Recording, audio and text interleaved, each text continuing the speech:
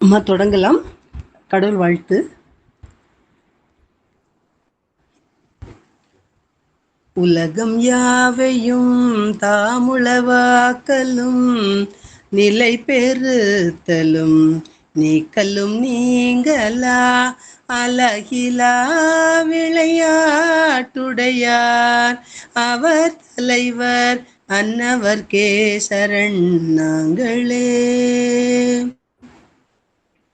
ராஜபாளி முத்தமிழ் சங்கம் இன்றைக்கு 124வது கருத்துரை தொடர் அரங்கினை நடத்தி கொண்டிருக்கின்றது. இன்றைய நிகழ்ச்சியில் சிறப்புரை ஆற்றுவதற்காக நம்மிடையே இணைந்திருக்கக்கூடிய அனுபூதி செல்வி அனுஷா ஜெயராமன் அவர்களை அன்போடு வரவேற்று மகிழ்கின்றேன். இன்றைய நிகழ்ச்சிக்கு தலைமை உரை ஆற்றுவதற்காக நம்மிடையே இணைந்திருக்கக்கூடிய திருக்குறள் ஆய்வுச்சுடர் என்ற அந்த சிறப்பினை பெறக்கூடிய கந்தனையா அவர்களையும் மற்றும் மிகச்சிறந்த பின்னூட்டத்தை அளிக்கக்கூடிய நம்முடைய முனைவர் எவாஞ்சல் மனோகரன் ஐயா அவர்களையும்,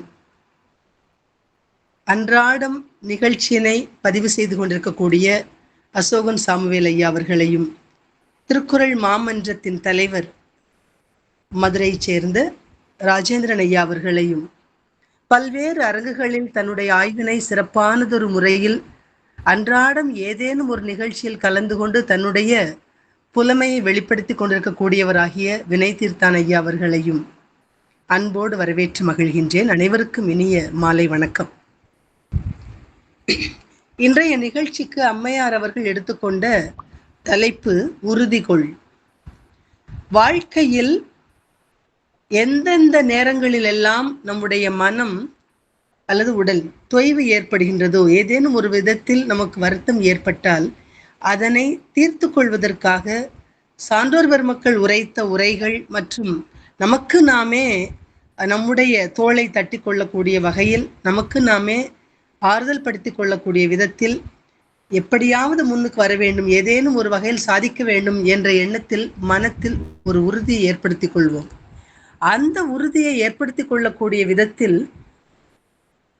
பல்வேறு விதமான சான்றோர் பெருமக்கள் கூறிய இலக்கியங்கள் இருக்கின்றன, நீதி நூல்கள் இருக்கின்றன, இலக்கியங்கள் இருக்கின்றன, வாழ்வியல் நூல்கள் இருக்கின்றன. அவற்றிலிருந்தெல்லாம் நம் பாடத்தை கற்றுக்கொண்டு எப்படியாவது அதாவது ஒரு மேன்மை பெற வேண்டும், ஒரு உயர்வை தொட வேண்டும், ஏற்றம் பெற வேண்டும் என்ற எண்ணத்தோடு நம்முடைய வாழ்க்கையை நடத்தி கொண்டிருக்கின்றோம் ஒவ்வொரு மனிதர்களும் கூட. அப்படி அந்த விதத்தில் உறுதி கொள்வதற்கு என்ன செய்ய வேண்டும், இந்த மனதில் உறுதி கொள்வதற்கு என்ன செய்ய வேண்டும்? மனதில் உறுதி வேண்டும் என்று பாரதியார் எடுத்து சொன்னார். எப்பொழுதுமே உனக்குள் ஒரு கனவினை, நீ ஏதேனும் ஒரு கனவினை ஏற்படுத்தி கொள்ள வேண்டும். கனவு காண்பாயாக என்று அப்துல் கலாம் ஐயா அவர்கள் சொன்னார்கள். முடிந்த வரையிலும் சிறந்த செயலை ஆற்றி முடிப்பாயாக என்று எவ்வளவு தடைகள் வந்தாலும் கூட அந்த தடைகளை எல்லாம் தடைத்து அந்த தடைகளை எல்லாம் தகர்த்து எறியக்கூடிய விதத்தில் முன்னேற வேண்டும், ஒரு முயற்சியை மேற்கொள்ள வேண்டும் என்று நீதி நூல்கள் பல கருத்துக்களை நமக்கு எடுத்துரைத்திருக்கின்றன. அவ்வகையில் நீதி நூலிலிருந்து உறுதிகொள் என்ற அந்த தலைப்புக்கு ஏற்றவாறு பல்வேறு விதமான கருத்துக்களை நம்மிடையே பகிர்ந்து கொள்வதற்காக அனுஷாமா இந்த நிகழ்ச்சியில் இன்றைக்கு பேச விழைந்து வந்திருக்கின்றார். அவருடைய உரை கேட்பதற்காக அனைவரும் ஆவலோடு காத்து கொண்டிருக்கின்றோம். அம்மா அவர்கள், அனுஷா அவர்கள் இந்த தளத்தை சரியானதொரு விதத்தில் பயன்படுத்தி கொள்ள இருக்கின்றார்.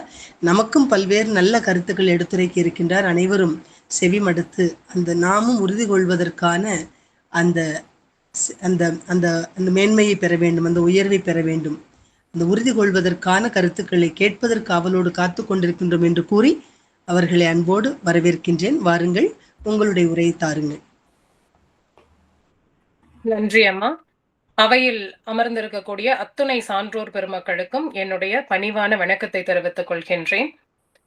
நல்லது கருது நாளெல்லாம் வினை செய் நினைத்தது முடியும் என்ற மகாகவி பாரதி அவர்களினுடைய கருத்தினை மனதில் நினைந்து எந்த அளவிற்கு நாமெல்லாம் உறுதியாக இருக்க வேண்டும் என்பதனை மகாகவி பாரதியாரும் சரி, நம்முடைய ஐயன் திருவள்ளுவரும் சரி, மற்றும் பல சான்றோர் பெருமக்களும் நமக்கு அறக்கருத்துக்களாக எடுத்து கொடுத்திருக்கின்றார்கள். அவ்வழியே வாழ்ந்த பல சான்றோர் பெருமக்கள், பல சாதனையாளர்கள் என பல்வேறு விதத்தில் நாம் இதை ஆராய்ந்து பார்த்தாலும் அடிப்படையாக அனைவரிடத்திலும் நாம் உணரக்கூடியது என்ன என்று சொன்னால், அவர்களினுடைய வெற்றிக்கான ரகசியமாக அமைவது அவர்களினுடைய அந்த உறுதித்தன்மைதான். ஆக அப்படிப்பட்ட அந்த உறுதித்தன்மையை நமக்குள் நாம் ஏற்றுக்கொண்டோம் என்று சொன்னால், நிச்சயமாக நம்முடைய வாழ்க்கையிலும் நாம் நினைத்தவற்றை நினைத்தவாறே நம்மால் அடைய முடியும் என்பதனை ஒரு கருத்தாக எடுத்துக்கொண்டுதான் உறுதிகொள் என்கின்ற இந்த தலைப்பின் கீழ் இன்றைய தினம் பேச விளைந்துள்ளேன். பேசுவதற்கான என்னுடைய கருத்துக்களை பகிர்வதற்கான ஒரு அரிய வாய்ப்பினை எனக்கு வழங்கிய நிறுவனர் சரஸ்வதி அம்மா அவர்களுக்கும், எனக்கு திருத்தங்களை வழங்கி அறிவுரைகளை வழங்கி நாள்தோறும் என்னை செதுக்கிக் கொண்டிருக்கக்கூடிய அத்துணை சான்றோர் பெருமக்களுக்கும் மீண்டும் ஒருமுறை என்னுடைய பணிவான வணக்கத்தை தெரிவித்துக் கொண்டு உரைக்குள் நேரடியாக செல்கின்றேன். பொதுவாக இந்த உலகம், இந்த பிரபஞ்சம் என்பது ஒரு விதியின் கீழ் செயல்பட்டு வருகின்றது என்று சொல்லுவார்கள். நாம் எதை செய்கின்றோமோ அதைத்தான் இந்த பிரபஞ்சம் நமக்கு திருப்பி தரும் என்பதுதான் அந்த பிரபஞ்சத்தினுடைய விதி.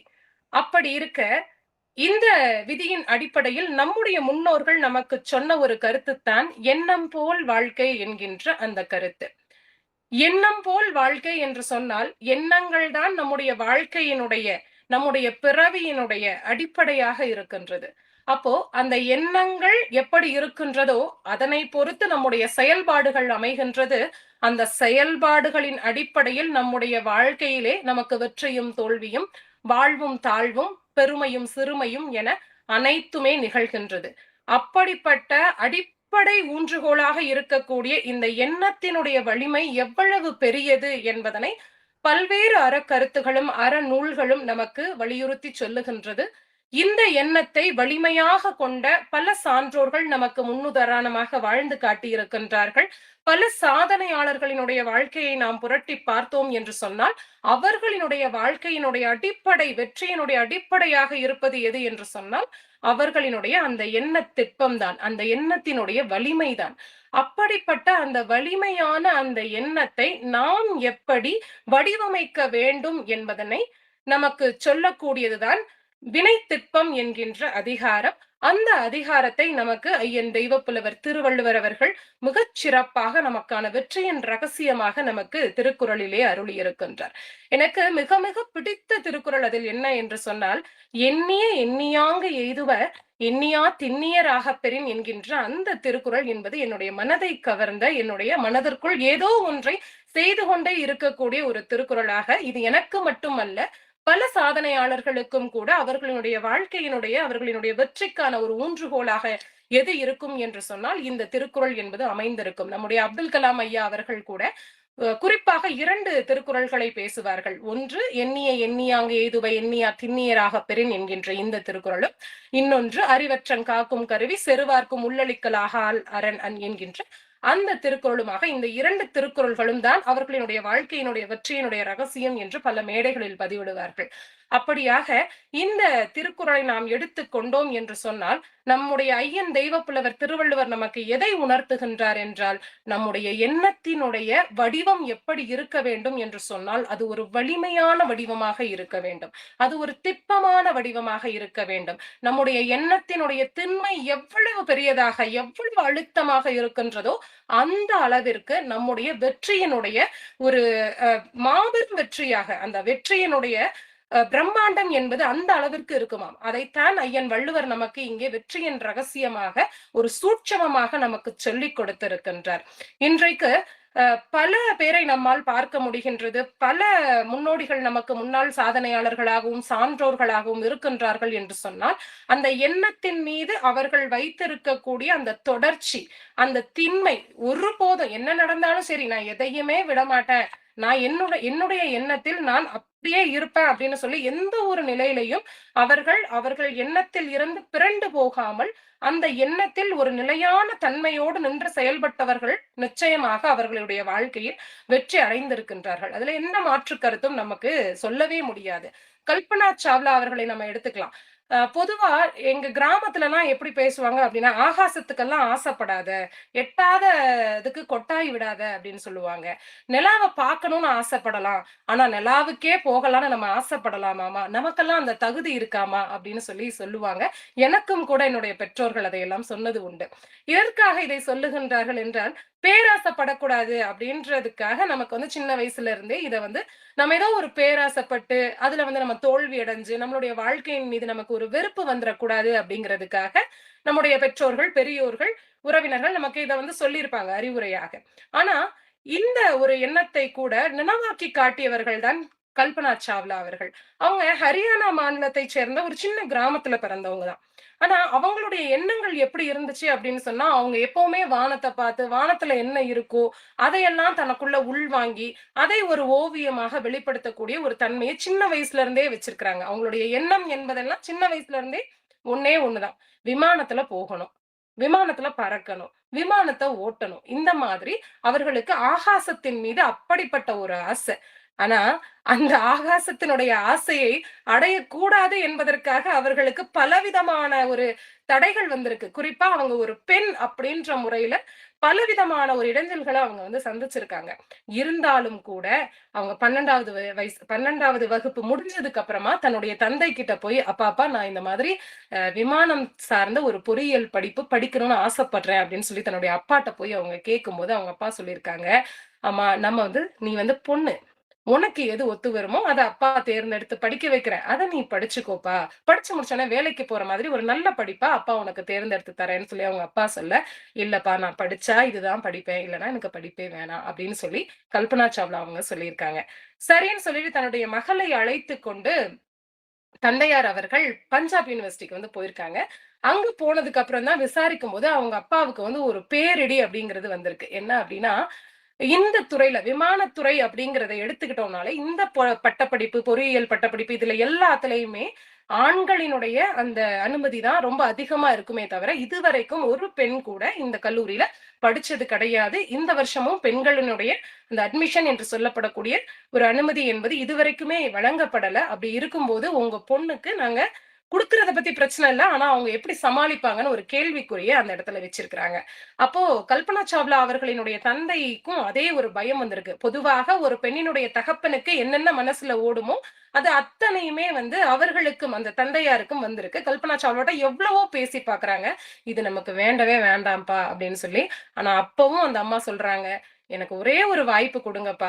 நல்ல முறையில நான் படிச்சு வந்து உங்களுடைய நம்பிக்கைய காப்பாத்துவேன். உங்களுடைய பெயர காப்பாத்துவேன்னு" சொல்லி தன்னுடைய அப்பாவ சமாதானப்படுத்திட்டு, அந்த படிப்புக்கு அவங்க போறாங்க. நல்ல முறையில 4 வருஷம் படிச்சு முடிக்கிறாங்க. படிச்சு முடிச்சதுக்கு அப்புறமா மேல் வகுப்புக்காக எங்க போறாங்க? அமெரிக்கா போறாங்க. அங்கேயும் போய் விண்வெளி, வானம், ஆகாசம் இதெல்லாம் தாண்டி மேல இருக்கக்கூடிய அந்த உலகத்தின பத்தின ஒரு ஆராய்ச்சி படிப்ப எடுத்து படிக்கிறாங்க. படிச்சு முடிச்ச உடனே நாசா என்று சொல்லப்படக்கூடிய அந்த உலகிலேயே மிகப்பெரிய விண்வெளி ஆராய்ச்சி துறையில் மிக முக்கியமானதான அந்த நாசால அவங்களுக்கு பணி கிடைக்குது. அங்க இருந்து தன்னுடைய கனவை நனவாக்குவதற்கான அந்த பயணத்த அவங்க தொடங்குறாங்க. அப்போ எத்தனை முயற்சிகள் அவங்க பண்ணியிருக்கிறாங்க. ஒரு போர் வீரனாக ஒருத்தன் ஆகணும் அப்படின்னு சொன்னா, அந்த போர் வீரனாக ஆறுவதற்காக அதாவது ஆர்மி, மிலிட்டரி என்று சொல்லுகின்றோமே, இந்த ராணுவத்தில் சேரும்போது கூட அவர்களுக்கு எத்தனையோ விதமான உடல் தகுதிகள், மனத்தகுதி இது எல்லாத்தையுமே நல்ல வலிமையா இருக்கா அப்படிங்கிறத அவங்க பார்த்து, அதற்கான பயிற்சி எல்லாம் கொடுத்து தான் அவன் ஒரு வீரனாக மாற முடிகின்றது. அதாவது ரொம்ப அதிகபட்சமான ஒரு வெயில் இருக்கக்கூடிய ஒரு சமயத்துல, ரொம்ப இறுக்கமான ஒரு உடை, ஒரு இம்மி அளவு காத்து கூட அவங்க உடம்புக்குள்ள படாத அளவுக்கு ரொம்ப ஒரு இறுக்கமான ஒரு உடைய போட்டு அவங்களுக்கு வந்து அந்த பயிற்சிய குடுப்பாங்களாம். அதே ரொம்ப ரஷ்யா போன்ற -டிகிரில இருக்கக்கூடிய அந்த மாதிரி குளிர் நிலவக்கூடிய ஒரு சூழ்நிலையிலும் கூட, அவங்களுடைய உடம்புல ரொம்ப மெல்லிசான ஒரு ஆடைய போட்டுவிட்டு, அப்ப வந்து அவங்களுக்கு பயிற்சி குடுப்பாங்களாம். எதுக்கு அப்டின்னா, அவங்களுடைய உடலும், அந்த உடலினுடைய அந்த மாறுதல்களை ஏற்றுக்கொள்வதற்கான அந்த மனமும் மாற வேண்டும். அந்த பயிற்சியை உள்வாங்கிக் கொண்டு, அது ஒரு திண்மையான ஒரு நிலையை அடைய வேண்டும் என்பதற்காக, இப்படிப்பட்ட ஒரு கடுமையான முயற்சியை கொடுத்து ஒரு போர் வீரன் உருவாகின்றான் என்று சொன்னால், விண்வெளிக்கு போறதுக்கான அந்த முன் பயிற்சி அப்படிங்கிறது, அதை விட ரொம்ப கடினமானதாக இருக்குமாம். விண்வெளியில இருக்கும்போது நம்ம என்னலாம் அனுபவிப்போமோ, அதெல்லாம் இந்த பூமியில இருக்கும்போதே நம்மள அனுபவிக்க வைப்பாங்களாம். ஒரு காற்றில்லாத ஒரு அறை, அந்த ஒரு இறுக்கமான ஒரு உடை, அந்த மாதிரி இன்னும் என்னென்ன இருக்கணுமோ, அங்க என்ன உணவெல்லாம் நம்ம சாப்பிடுவோமோ, அந்த உணவத்தான் இங்கேயும் வந்து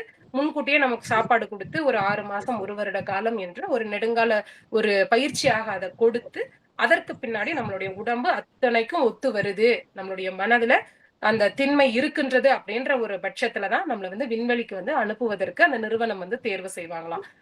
இப்படிப்பட்ட அனைத்து விதமான சோதனைகளையும் கடந்து சாதனை பெண்மணியாக கல்பனா சாவ்லா அவர்கள் நம்முடைய இந்தியாவிற்கே பெருமை சேர்க்கக்கூடிய அளவிலே நாசாவில் இருந்து விண்வெளிக்கு போயிட்டு வந்தாங்க அப்படின்னு சொன்னாங்க. அவங்களுடைய விண்வெளி கனவு சின்ன வயசுல 5 வயசுல ஆரம்பிச்ச அந்த எண்ணம், அந்த விமானத்தை பார்த்து அவங்கள யோசிச்ச அந்த எண்ணம், அந்த எண்ணத்தினுடைய வலிமை இந்தியாவிற்கே பெருமை சேர்க்கின்றது அப்படின்னு சொன்னா, அந்த எண்ணத்தினுடைய வலிமை எவ்வளவு ஒரு ஆழமானதாக, எவ்வளவு ஒரு வலிமையானதாக இருந்திருக்கும். அதனாலதான் அவங்களால ஜெயிக்க முடிஞ்சது. இல்லைன்னு சொன்னா எடுத்த முயற்சிய பாதியிலேயே கைவிடக்கூடியவங்க எத்தனையோ பேரை நம்ம இன்னைக்கு பாக்குறோம். இன்றைக்கு இருக்கக்கூடிய சமுதாயத்துல நம்ம பொதுவா எடுத்துக்கிட்டோம்னு சொன்னா 2000வது ஆண்டுக்கு முன்னாடி இருக்கக்கூடிய சமுதாயம் அந்த மக்களினுடைய, அந்த இளைஞர்களினுடைய, அந்த பெரியோர்களினுடைய எண்ணங்கள் என்பது ஒரு மாதிரியா இருக்கு. 2000 வருடத்திற்கு அப்புறமா இருக்கக்கூடியவர்களினுடைய எண்ணங்கள், அவர்களுடைய செயல்பாடுகள் எல்லாமே கொஞ்சம் மாறுதல்களா இருக்கு. அன்றைய காலகட்டத்துல நம்ம எப்படி எடுத்துக்குவோம் அப்படின்னு சொன்னா, புத்தகத்தை தேடி தேடி படிப்போம். என்னுடைய அப்பாவை எடுத்துக்கிட்டோம்னு சொன்னா, அவங்க சாப்பிடும்போது கூட படிச்சுட்டே இருப்பாங்க. நம்ம ஏதாவது பேசினா கூட பேச மாட்டாங்க. நமக்கு ஒரு மாதிரி கோவமா வரும். என்னப்பா என்னை விட உங்களுக்கு அந்த கல்கி புத்தகம் தான் பெருசா தெரியுதா? விகடன் புத்தகம் தான் பெருசா தெரியுதா? எப்ப பார்த்தாலும் இதையவே படிச்சுட்டு இருக்கீங்களே. ஒரு பேருந்துல பயணிக்கிறோம் அப்படின்னு சொன்னா, நம்மள பஸ்ல இருக்க வச்சுட்டு, பேருந்துல இருக்க வச்சுட்டு, இந்தா போய் அப்பா அதை வாங்கிட்டு வந்துடுறேன்னு சொல்லிட்டு வெளியில போவாங்க. இங்க பேருந்து எடுத்துருவாங்க. நமக்குள்ள அப்படி ஒரு கோவம் வரும். அப்பா இப்படி பண்றாங்களே, ஏறிட்டாங்களோ ஏறலையோ அப்படின்னு சொல்லி நமக்கு ஒரு தோரணம் கட்டி விட்ட மாதிரி எல்லா கடை வாசல்லையுமே புத்தகங்கள் அப்படிங்கிறது தொங்க விடப்பட்டிருக்கும். நாவல்கள் அப்படிங்கிறது இருக்கும். அம்புலி மாமா அப்படின்ற கதையை மட்டும் நமக்கு வாங்கி தருவாங்க. அப்படிப்பட்ட சூழ்நிலையில எல்லாம் நம்ம வளர்ந்த போது நம்மளுடைய எண்ணங்கள் எப்படி இருந்துச்சு அப்படின்னு சொன்னா, ஒரு தேடல் சார்ந்த ஒரு எண்ணமா இருந்துச்சு. எல்லாத்தையுமே நம்ம தேடி தேடி பெற வேண்டிய ஒரு கட்டாயம் நமக்கு இருக்கும். நம்மளுடைய வாழ்க்கையே, நம்மளுடைய எண்ணமே ஒரு தேடுதலோடவே இருந்துட்டு இருக்கும். ஒரு அந்த தேடுதல் வந்து நிறைவேறக்கூடிய அந்த இடத்துல நமக்கு என்ன ஒரு சர்ப்ரைஸ்ன்னு சொல்லுவாங்கல்ல, அந்த மாதிரி ஒரு மிகப்பெரிய ஒரு சந்தோஷத்தை, ஒரு புத்தகம் நமக்கு கைக்கு கிடைச்ச ஒரு சந்தோஷத்தை வந்து அந்த தேடல் வந்து நமக்கு கொடுக்கும். மேலும் அந்த புத்தகத்தை நம்ம வாசிக்கும் போது நமக்கு எப்படி இருக்கும்னா, அந்த எழுத்தாளரினுடைய உலகத்தை அவர் வந்து எழுத்துக்களால் வர்ணிச்சிருந்தாலும் கூட, நம்முடைய கற்பனையில அந்த உலகத்தை நம்ம ஒரு மாதிரியா வடிவமைச்சிருப்போம். நம்மளுடைய கற்பனை திறன், நம்மளுடைய சிந்தனை ஆற்றல், இது எல்லாமே அந்த இடத்துல படிப்படியா படிப்படியா அப்படியே வளர்ந்து கொண்டே இருக்கும். எதையும் ஈஸியா, அதாவது கணிதம் அப்படிங்கறத மனப்பாடம் செய்ய முடியாது, புரிஞ்சு படிக்கணும்பாங்களே, அந்த புரிதலை ஏற்படுத்தக்கூடியதாக இந்த புத்தகம் வாசிப்பு அப்படிங்கிறது வந்து நமக்கு இலக்கிய நயத்தோடு வந்து அமைஞ்சிருக்கும் போது அது ஒரு தனி உலகம் அப்படின்னு சொல்லலாம். ஆனா இன்னைக்கு இதே காரியத்தை இன்றைக்கு இருக்கக்கூடியவங்க எப்படி பண்ணிட்டு இருக்காங்கன்னா, என்னுடைய அப்பா எப்படி புத்தகம் படிச்சுட்டு நான் கேட்டதுக்கு பதில் சொல்லலையோ, அதே போலதான் இன்னைக்கு இருக்கக்கூடிய பிள்ளைங்களை எடுத்துக்கிட்டோம்னு சொன்னா, அவங்க என்ன பண்றாங்க, நம்ம என்ன கூப்பிட்டாலும் என்னன்னு கூட கேட்கறதே கிடையாது. முதல்ல எல்லாம் வெளியில போய் விளையாடக்கூடிய அந்த பிள்ளைங்களை நம்ம வீட்டுக்குள்ள கூப்பிடணும்னா அவ்வளவு போராடணும். இந்தோ வந்துடுறேன் அந்தோ வந்துடுறேன்னு சொல்லிட்டு அடுத்த தெருவுக்கு ஓடி போயிருவாங்க. ஆனா இன்னைக்கு வீட்டுல இருந்து பிள்ளைங்களை வெளியே போய் விளையாடுன்னு சொல்றதுக்கு கூட முடியாத ஒரு சூழ்நிலை. அப்படியே நம்ம சொன்னாலும் கூட உட்கார்ந்த இடத்தை விட்டு நகர மாட்டேன் அப்படின்ற ஒரு ஒரு திடமான ஒரு எண்ணத்தோட இன்னைக்கு இருக்கக்கூடிய பிள்ளைகள் எல்லாம் இருக்கிறாங்க. எங்கேயுமே போக வேண்டாம், கல்யாண காட்சிக்கு பத்திரிக்கை வந்துச்சா, இதுக்குடா இவங்க கூப்பிட்டாங்க அப்படின்ற மாதிரி எல்லாம் யோசிச்சுட்டு ஒரு நாள் விடுமுறை கிடைச்சாலும் கூட வீட்டுல உட்கார்ந்து அலைபேசியவோ அல்லது வீட்டுல உட்கார்ந்து தியேட்டர் என்று சொல்லப்படக்கூடிய ஒரு பெரிய தொலைக்காட்சியில வந்து ஒரு பிரம்மாண்டமான ஒரு இசை அமைப்போட உட்கார்ந்து டம்மு டும்முன்னு கேட்கிறதையோ, ஒரு தனிமையை விரும்பக்கூடியதாக ஒரு கருவி சார்ந்த ஒரு உலகத்துல வந்து இன்றைக்கு இருக்கக்கூடிய சமுதாயம் அப்படிங்கிறது நகர்ந்துகிட்டே இருக்கு. இதை நான் ஏன் சொல்ல வரேன் அப்படின்னா, அப்போ அவங்களுடைய எண்ணங்கள் வந்து அதுல வந்து மாறுதல் அப்படிங்கிறது அடைஞ்சுக்கிட்டே வருது. அவங்களுடைய சிந்தனைகள் அப்படிங்கிறது மாறுது. அவங்களுடைய அந்த எண்ணத்தினுடைய தன்மையும் மாறக்கூடிய ஒரு வாய்ப்பு அந்த இடத்துல உருவாவதாக நான் பார்க்கிறேன். நம்ம சமூக வலைதளத்தையே எடுத்துக்கிட்டாலும் கூட தொடர்ந்து ஒரு 1/2 மணி நேரம் இருக்கக்கூடிய ஒரு காணொலியை நம்ம பாக்குறோமான்னு கேட்டா அதுக்கான வாய்ப்பு, அந்த வியூஸ் என்று சொல்லப்படக்கூடிய அந்த பார்வையாளர்கள் வந்து கம்மியா தான் இருக்காங்க. அதே காணொலிய சின்ன சின்னதா வெட்டி வெட்டி துண்டு துண்டா வெட்டி வெட்டி அதை வந்து ஒரு ரீல்ஸ் என்று சொல்லப்படக்கூடிய ஒரு 2 நிமிடம் அல்லது 1 நிமிடம், அது குறைந்தபட்சம் 30 செகண்ட் என்று சொல்லப்படக்கூடிய 30 வினாடிகளுக்கு அது வந்து வரும்போது அதை பார்க்கக்கூடியவர்களினுடைய அந்த பார்வையாளர்களினுடைய எண்ணிக்கை அப்படிங்கிறது அதிகரிச்சுட்டு வருது அப்படின்னு சொன்னா, இது நமக்கு எதை உணர்த்துது அப்படின்னு சொன்னா, நம்மளுடைய கவனம் அப்படிங்கிறதும் சரி, நம்மளுடைய எண்ணங்களினுடைய அந்த கட்டுப்பாடு அப்படிங்கிறதும் சரி, ஒரு 30 நொடிக்கு மேலேயோ அல்லது அதிகபட்சம் ஒரு 20 நிமிடங்களுக்கு மேலேயோ இருப்பதற்கான வாய்ப்பு அப்படிங்கிறது குறைஞ்சுகிட்டே வருது. தொடர்ச்சியா ஒரு படத்தை கூட 3 மணி நேரம் இன்னைக்கு உட்கார்ந்து பார்க்க முடியல. இருக்கக்கூடிய ஒரு சூழ்நிலையில தான் இன்றைக்கு இருக்கக்கூடிய சமுதாயத்தில் வாழக்கூடிய அந்த தொழில்நுட்ப வளர்ச்சியின் காரணமாக அந்த மாறுதல்கள் அப்படிங்கிறது ஒவ்வொருவருடைய மனசுக்குள்ளேயும் வருது. ஏன் அப்படின்னா, அன்னைக்கு நம்ம எல்லாத்தையும் தேடி தேடி நம்ம வாங்கணும். ஆனா இன்னைக்கு இன்ஸ்டன்ட் இட்லி மாவு அப்படின்னு சொல்லக்கூடிய அளவுக்கு நம்ம எதையெல்லாம் நினைக்கிறோமோ அதையெல்லாம் ஒரு கருவி வந்து ஒரு உருவகமா படுத்தி நமக்கு உடனே கொடுத்துருது. அப்ப நம்மளுக்கு வந்து அந்த இடத்துல ஒரு சிந்தனை திறனோ அல்லது ஒரு ஒரு திடமான ஒரு தேடுதலோ, அந்த தேடுதல் மேல உறுதியான எண்ணத்தை வச்சு இது கிடைக்கும் வரைக்கும் நான் விடமாட்டேன் அப்படின்னு சொல்லி அதை இறுக்கமா புடிச்சு அதுல பயணிக்கக்கூடிய அந்த தன்மையும் இன்றைக்கு வந்து குறைஞ்சுகிட்டே வருவதாகத்தான் நான் உணர்றேன். அப்படிப்பட்ட காலகட்டத்துல தான் இன்னைக்கு நம்ம வாழ்ந்துட்டு இருக்கோம். ஆனா அஹ் சாதனையாளர்களினுடைய வாழ்க்கை வரலாற்று நம்ம இன்றைக்கு இருக்கக்கூடிய சாதனையாளர்களாக நான் எடுத்துக்கிட்டாலும் சரி, அவங்களுடைய வெற்றியினுடைய ரகசியமாக இருந்திருக்கிறது எது அப்படின்னு சொன்னா, அவங்களுடைய கவனம், அவங்களுடைய முழுமையான எண்ணம் அத்தனையுமே அந்த ஒரு இலக்கு, ஒரு லட்சியம் அப்படின்ற அந்த ஒரே பாதையை நோக்கிதான் இருக்கும். இன்றைக்கு வந்து பொது தேர்வு ஆகட்டும், அல்லது குடிமையல் தேர்வுகள் ஆகட்டும், இந்த மாதிரியான பெரிய பெரிய தேர்வுகள்ல வெற்றி அடைஞ்சவங்களை வந்து நம்ம நேர்காணல் பண்ணும்போது அவங்க சொல்லுவாங்க, நான் 10 வருட காலம் வேற எந்த பக்கமுமே திரும்பி பார்க்கல, வீட்டுல என்ன நடந்துச்சுன்னு கூட எனக்கு தெரியாது, நல்லது கெட்டது எனக்கு தெரியாது, தீபாவளி பொங்கல் தெரியாது, கிறிஸ்துமஸ் நியூ இயர் தெரியாது என்று அவர்கள் சொல்லுவார்கள். அப்படி ஒரு வெறித்தனமான ஒரு போக்கஸ் என்று சொல்லப்படக்கூடிய அந்த கவனத்தை முழுமையாக ஒரு இடத்தில் நாம் செலுத்தும் போது மட்டும்தான் நம்முடைய எண்ணம் அப்படிங்கிறது முழுமையாக அந்த செயலில் ஈடுபடும். அந்த செயல் என்பது நமக்கு ஒரு வெற்றிக்கனியாக நம்முடைய கைக்கு திரும்ப கிடைக்கும். அதைத்தான் நம்முடைய ஐயன் வள்ளுவர் எண்ணிய எண்ணியாக எய்துவ எண்ணியர் திண்ணியராக பெறின் என்கின்ற அந்த திருக்குறளின் மூலமாக நமக்கு வெற்றியின் ரகசியமாக நமக்கு கொடுத்திருக்கின்றார். ஆனா இன்றைக்கு இந்த டைவர்ஷன் என்று சொல்லப்படக்கூடிய அந்த கவன சிதறலும் அந்த சிந்தனையினுடைய அந்த சிதறலும் வளர வளர வளர என்ன ஆகின்றது என்று சொன்னால், நம்முடைய எண்ணங்களை திசை திருப்பிக் கொண்டே இருக்கின்றது. அலிபாபா என்று ஒரு வெப்சைட், அதாவது ஒரு சமூக சமூக வியாபார தளம் என்பது ஒன்று உண்டு. எப்படி Amazon.com இருக்கின்றதோ அது போல சீனாவை சேர்ந்த ஒரு அமைப்பு அலிபாபா என்கின்ற அந்த ஒரு வியாபார தளம். அதுல வந்து நம்ம வந்து பண்பொருள் அங்காடி தான், அதுவும் இணையதளத்தில் இருக்கக்கூடியது. அதுல வந்து அதனுடைய நிறுவனர் வந்து ஒரு மிகப்பெரிய வெற்றியாளர். அவர் வந்து ரொம்ப ஒரு ஏழ்மைப்பட்ட குடும்பத்தில் இருந்து ஒரு பெரிய நிலைக்கு இன்றைக்கு வந்திருக்கின்றார் என்று சொன்னால், அவர் ஒரு கருத்தை வந்து சொல்லியிருப்பார். என்ன அப்படின்னா, ஒரு முயலை வந்து திசை திருப்புவதற்கு வந்து ஒரு கேரட் என்று சொல்லப்படக்கூடிய அந்த காய்கறியை வந்து பயன்படுத்துவாங்க. அந்த கேரட்டை வந்து எங்கெல்லாம் காமிச்சு திசை திருப்பி திருப்பி இங்கேயும் அங்கேயுமா காமிக்க நாய் எப்படி பிஸ்கட்டை பின்னாடி துரத்திட்டே போய் பிடிக்கிறதுக்கு வருமோ அது போல அந்த முயல் வந்து அந்த கேரட்டின் பின்னாடி, கேரட் இந்த பக்கம் போனா அதை பிடிக்கிறதுக்காக முயல் இந்த பக்கம், கேரட் அந்த பக்கம் போனா அதை பிடிக்கிறதுக்காக முயல் அந்த பக்கம் என்று அந்த முயலை அந்த கேரட்டை காமிச்சு திசை திருப்புவது போல நம்முடைய மனம் என்பது இன்றைக்கு பொழுதுபோக்கு சார்ந்த ஒரு மனமாக மாறிக்கொண்டு வருகின்றது. நம்முடைய செயலிலும் நம்முடைய லட்சியத்திலும் இருக்கக்கூடிய திண்மையை அந்த பொழுதுபோக்கு ஊடகங்கள் என்பது அதிகப்படியாக திசை திருப்பி கொண்டு வருகின்றது. அப்படிலாம் இருக்காம நம்முடைய கவனம் என்பது ஒரே இடத்தில் நாம் செலுத்தும் போது நிச்சயமாக நமக்கு வெற்றி கிடைக்கும் என்று அவர்கள் சொல்லியதாக ஒரு புத்தகத்தில் வாசித்தது உண்டு. அதை நான் யாரோடு ஒப்பிட்டு பார்க்கிறேன் என்று சொன்னால், கவிஞர் கண்ணதாசன் அவர்களினுடைய வாழ்க்கை வரலாறோடு ஒப்பிட்டு பார்க்கின்றேன். கண்ணதாசன் அவர்கள் எல்லாத்தையும் விட்டுட்டு நான் எப்படியாவது வந்து ஒரு மிகப்பெரிய கவிஞனாகுவேன் அப்படின்னு சொல்லி ஒரு கெத்தோட ஒரு தெம்போட தன்னுடைய கிராமத்தை விட்டு வெளியேறிட்டார். வெளியேறி வந்ததுக்கு அப்புறமா எத்தனையோ வாய்ப்புகளை தேடி தேடி அவர் அலைகிறார். போற இடத்துல பூரா அவருக்கு வந்து புறக்கணிப்பு தான். என்ன, நீ எல்லாம் பாட்டு எழுதுறியா, நீ எல்லாம் கவிதை எழுதுறியா அப்படின்னு சொல்லி பேசக்கூடாத அளவிற்கு அவர்களை பேசி அனுப்புவார்கள். அப்படிப்பட்ட ஒரு நிலையிலும் கூட கண்ணதாசன் அவர்கள் ஒரு நாள் நிறைந்த ஒரு மன வேதனையோடு கடற்கரையில போய் சென்னையில உட்கார்றார். அப்ப ஒரு காட்சியை பாக்குறாரு. இயற்கை எப்பயுமே நம்ம எதை தேடுறோமோ அதை அடைவதற்கான வழியை நமக்கு காமிச்சு கொடுக்கும் அப்படிங்கறத இதன் மூலமாக நம்மளால புரிஞ்சுக்க முடியும். அப்போ கண்ணதாசன் அவர்கள் அந்த இடத்துல கரையில உட்கார்ந்து அந்த ரொம்ப நேரம் அந்த இரவு நேரத்துல அந்த அலைய பார்த்துக்கிட்டே வர்றாரு. இப்படி பார்த்துட்டே வரும்போது ஒரு நண்டு என்ன செய்து அந்த அலைகளை கடந்து உள்ள போகணும், கடலுக்குள்ள போகணும் அப்படின்னு சொல்லி முயற்சி பண்ணிட்டே இருக்கு.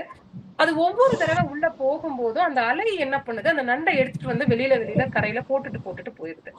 ஆனாலும் கூட அந்த நண்டு வந்து விடவே விடல.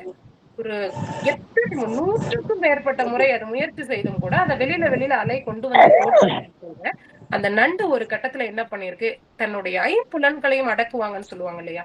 ஐந்தவித்தான் ஆற்றல். அதுபோல தன்னுடைய முழு திறனையும் செலுத்தி ஒரு கட்டத்துல அலையை எதிர்த்து ஆழமான பகுதிக்கு போயிடுச்சு. அதுக்கப்புறமா அந்த அலையினால நண்ட வெளியில எடுத்துட்டு வந்து போடவே முடியல. தூக்கி வீச முடியல. அப்போ கண்ணதாசன் அவர்களுக்கு இயற்கை கற்றுக் கொடுத்த பாடமாக அவர் உணர்வதாக அவருடைய வரலாற்றுல அவர் என்ன சொல்லியிருந்தார் அப்படின்னா, நாம் ஒன்றை தேடி உள்ள போகணும் அப்படின்னு சொல்லி நம்ம நுழைவதற்கான அத்தனை முயற்சியும் நம்ம எடுக்கிறோம். ஆனா நமக்கு என்னவோ திருப்பி கிடைக்கிறது பூரா புறக்கணிப்பு தான். இந்த அலை எப்படி அந்த நண்டை தூக்கி தூக்கி வெளியே போட்டதோ அதை போல தூக்கி தூக்கி நம்ம வெளியில வீசப்படுறோம். ஆனா நம்ம இந்த நண்டை போல ஒரு திண்மையான ஒரு மனசோட நம்ம இதுக்குள்ள போயே ஆகணும் அப்படின்ற ஒரு உறுதியான எண்ணத்தோட நம்ம அந்த நண்டு எப்படி முயற்சி செய்து பெரிய அலைய கடந்து உள்ள போச்சோ அதே திட்பத்தோட நம்மளுடைய துறையில நம்ம இன்னும் வளர்ச்சி அடைய வேண்டும் அப்படின்ற ஒரு திண்மையான மனசோட நம்ம இருந்தோம்னா நிச்சயமா நம்மளால யாராலையும் தூக்கி வீச முடியாத ஒரு உயரத்துக்கு போக முடியும் அப்படின்ற ஒரு பாடத்தை அவர் கற்றுக்கொண்டதாக அவருடைய வரலாற்று புத்தகத்துல அவர் எழுதியிருப்பார். அதுதான் நிதர்சனமான உண்மை. எப்படிப்பட்ட துன்பம் வந்தாலும் சரி, நான் என்னுடைய செயல்ல இருந்து பின்வாங்க மாட்டேன் அப்படின்னு சொல்லி எவன் ஒருவன் முன்னேறுகின்றானோ, எந்த ஒரு துன்பத்தையும் அந்த துன்பம் என்பது நமக்கு தெளிவை தரக்கூடிய ஒரு கண்ணாடி என்கின்றதை புரிந்து கொண்டு செயல்படுகின்றானோ அவனுடைய வாழ்க்கையில நிச்சயமாக ஒரு வெற்றியை அடைய முடியும். அதை விட்டுட்டு நான் 2 அடி எடுத்து வச்சா என்னைய 10 அடி கீழே சறுக்கி விடுறாங்கப்பா, எனக்கு அங்கீகாரம் இல்லப்பா, எனக்கு இந்த உலகத்துல மத்தவங்க அளவுக்கு என்னால வந்து செயல்பட முடியலப்பா அப்படின்னு சொல்லி, அல்லது என்கிட்ட இது இல்ல அது இல்ல அப்படின்னு சொல்லி மற்றவர்களோடு நம்மை ஒப்பிட்டோ எந்த ஒரு சூழ்நிலையிலையும் எப்படிப்பட்ட ஒரு பேரலை வந்தாலும் கூட, என் சுனாமியே வந்தாலும் கூட என்னுடைய நிலையில் இருந்து நான் தவற மாட்டேன் என்று எவன் ஒருவன் உறுதியாக தன்னுடைய எண்ணத்தின் மீது தன்னுடைய செயலின் மீது திட்பமாக இருந்து ஒரு செயலை செய்கின்றானோ அவன் நிச்சயமாக வாழ்க்கையில் வெற்றி அடைவான் என்பதனையும் வள்ளுவர் அவர்கள் மிகச் சிறப்பாக நமக்கு சொல்லி இருப்பார். துன்பம் உறவரினும் செய்க துணிவாற்றி இன்பம் பயக்கும் வினை. துன்பம் உறவரினும் செய்க துணிவாற்றி இன்பம் பயக்கும் வினை என்பதன் மூலமாக இந்த கருத்தின் மூலமாக நமக்கு வள்ளுவர் இதைத்தான் சொல்லிக் கொடுத்திருக்கின்றார். உனக்கு எப்படிப்பட்ட துன்பம் வேணாலும் வரட்டும், எப்படிப்பட்ட ஒரு நிலை தடுமாற்றம் வேணாலும் உனக்கு வரட்டும், ஆனா எந்த ஒரு நிலையிலையும் உன்னுடைய எண்ணம் பிறலாமல் உன்னுடைய லட்சியத்தின் மீது மட்டும் உன்னுடைய கவனத்தை நீ செலுத்தி கொண்டு இருந்தாய் என்று சொன்னால் நிச்சயமாக உன்னுடைய வாழ்க்கையில் உன்னால் வெற்றி அடைய முடியும் என்று சொல்லுகின்றார். ஹெலன் கெல்லர் எடுத்துக்கிட்டோம்னு சொன்னா அவங்களுடைய ஒரு துன்பத்தை காட்டிலும் ஒரு பெரிய துன்பம் அப்படிங்கிறது யாருக்குமே இருந்திருக்க முடியாது. அந்த அளவிற்கு சின்ன வயசுல இருந்தே காது கேளாமை, காது கேட்காததுனால தனக்கு வாய் பேச முடியும் அப்படின்ற ஒரு திறன் இருக்கு அப்படிங்கிறத அடையாளம் காண முடியாத ஒரு நிலை, கண் பார்வையற்ற ஒரு நிலை என்று 5 புலன்களிலே 3 புலன்கள் தனக்கு உதவாத ஒரு நிலையில் இருந்த போதிலும் கூட தொடுதல் உணர்ச்சியை மட்டும் வைத்துக் கொண்டு தன்னுடைய சிந்தையில் அனைத்தையும் புரிந்து கொண்டு அனைத்தையும் கற்று 10க்கும் மேற்பட்ட நூல்களை எழுதி பல மேடை பேச்சாளர் பல மேடைகளில் போய் மற்றவர்களுக்கெல்லாம் ஒரு உதாரணமாக திகழ்ந்து பல மேடை பேச்சுகளின் மூலமாக பலரினுடைய வாழ்க்கையையும் மாற்றி அமைத்து இன்றைக்கு பார்வையற்றவர்கள் மற்றும் செவித்திறன் மற்றும் குறைபாடுகள் உள்ளவர்களுக்காக பயன்படுத்துவதற்காக ஒரு தனி மொழியையே அவர்கள் எழுத்து வடிவத்தில் உருவாக்கி கொடுத்திருக்கின்றார்கள். அதை தொடுதலின் மூலமாக உணர்ந்து கற்றுக்கொள்ள முடியும், அவர்களால் அவர்களினுடைய அறிவை வளர்த்து கொள்ள முடியும் என்று சொன்னால் அப்படிப்பட்ட ஒரு நிலையை ஒரு மொழியை அம்மா அவர்கள் தந்தார்கள் என்று சொன்னால் அவர்களினுடைய மனத்திற்பம் என்பது எந்த அளவிற்கு இருந்திருக்கும், எப்படிப்பட்ட அவமானங்களை அவர்கள் சந்தித்திருக்கிறார்கள். இந்த ஒரு சின்ன ஒரு குறைபாடு இருந்தா கூட நம்மளால அதை ஏற்றுக்கொள்ள முடிவது கிடையாது. அப்படி ஏற்றுக்கொண்டு நாம் முன்னேற நினைத்தாலும் கூட இந்த சமுதாயத்தில் அடுத்ததாக ஒரு கேள்வி வரும், இப்படி ஒரு குழந்தைய எதுக்கு நீ தான் படிக்க வைக்கணும்னு நினைக்கிற, இன்னைக்கு நல்லா இருக்கிறவனுக்கு நல்லா படிச்சவனுக்கே வேலை கிடைக்கிறது இல்ல, இந்த குழந்தை என்ன சாதனை பண்ண முடியும்னு சொல்லி நீ இந்த குழந்தைய வந்து படிக்க வைக்கிறேன்னு சொல்லி விமர்சனங்கள் 1000 வருமே தவிர அவர்களை எடுத்து செல்லக்கூடிய அந்த வழிகாட்டுதல்கள் செய்யக்கூடியவர்கள் அப்படிங்கிறவங்க ஒரு சிலர் தான் இருப்பாங்க. அப்படிப்பட்ட இன்றைய சூழ்நிலையில இருக்கக்கூடியத இந்த தொழில்நுட்ப வளர்ச்சியில இப்படி ஒரு சூழல் இருக்கும்போது அன்றைய காலகட்டத்தை நம்ம யோசித்து பார்த்தோம்னு சொன்னா எந்த விதமான வாய்ப்புமே கிடையாது. வளர்ச்சி என்பது அப்படி கிடையாது. அப்படி ஒரு பெரிய கல்வி அறிவு அந்த நாட்டில் இருந்தாலும் கூட அவர்களினுடைய அங்கீகாரம் என்பது எந்த அளவிற்கு இருந்திருக்கும் அப்படிங்கிறத நம்ம யோசிச்சு தான் பார்க்கணும். அப்படிப்பட்ட ஒரு நிலையிலும் கூட அந்த அம்மா அவங்க அவ்வளவு பெரிய ஒரு சாதனையை படைச்சிருக்காங்க அப்படின்னு சொன்னா அவங்களுடைய எண்ணம் எப்படிப்பட்ட ஒரு திண்மையாக இருந்திருக்கும். ஒரு நீட் தேர்வுல தோல்வி அடைஞ்சிட்டேன்னு தன்னுடைய முடிவை தேடிக்கொள்ளக்கூடிய பிள்ளைகள் எத்தனையோ பேர். நான் நினைச்சது கிடைக்கல, நான் ஆசைப்பட்டது எனக்கு கிடைக்கல, என் பெத்தவங்க எனக்கு இதை செய்யல அப்படின்னு சொல்லி பெற்றவர்களை குறை சொல்லக்கூடிய ஒரு கூட்டம் எத்தனையோ பேர் இன்றைக்கு இருக்கின்றார்கள். என்னுடைய வாழ்க்கையில நான் இன்னைக்கு இந்த நிலைமையில இருக்கிறேன்னு காரணம் அதுக்கு என் பெத்தவங்க தான் காரணம். அதை வந்து 2 விதத்திலையும் எடுத்துக்கலாம் நம்ம.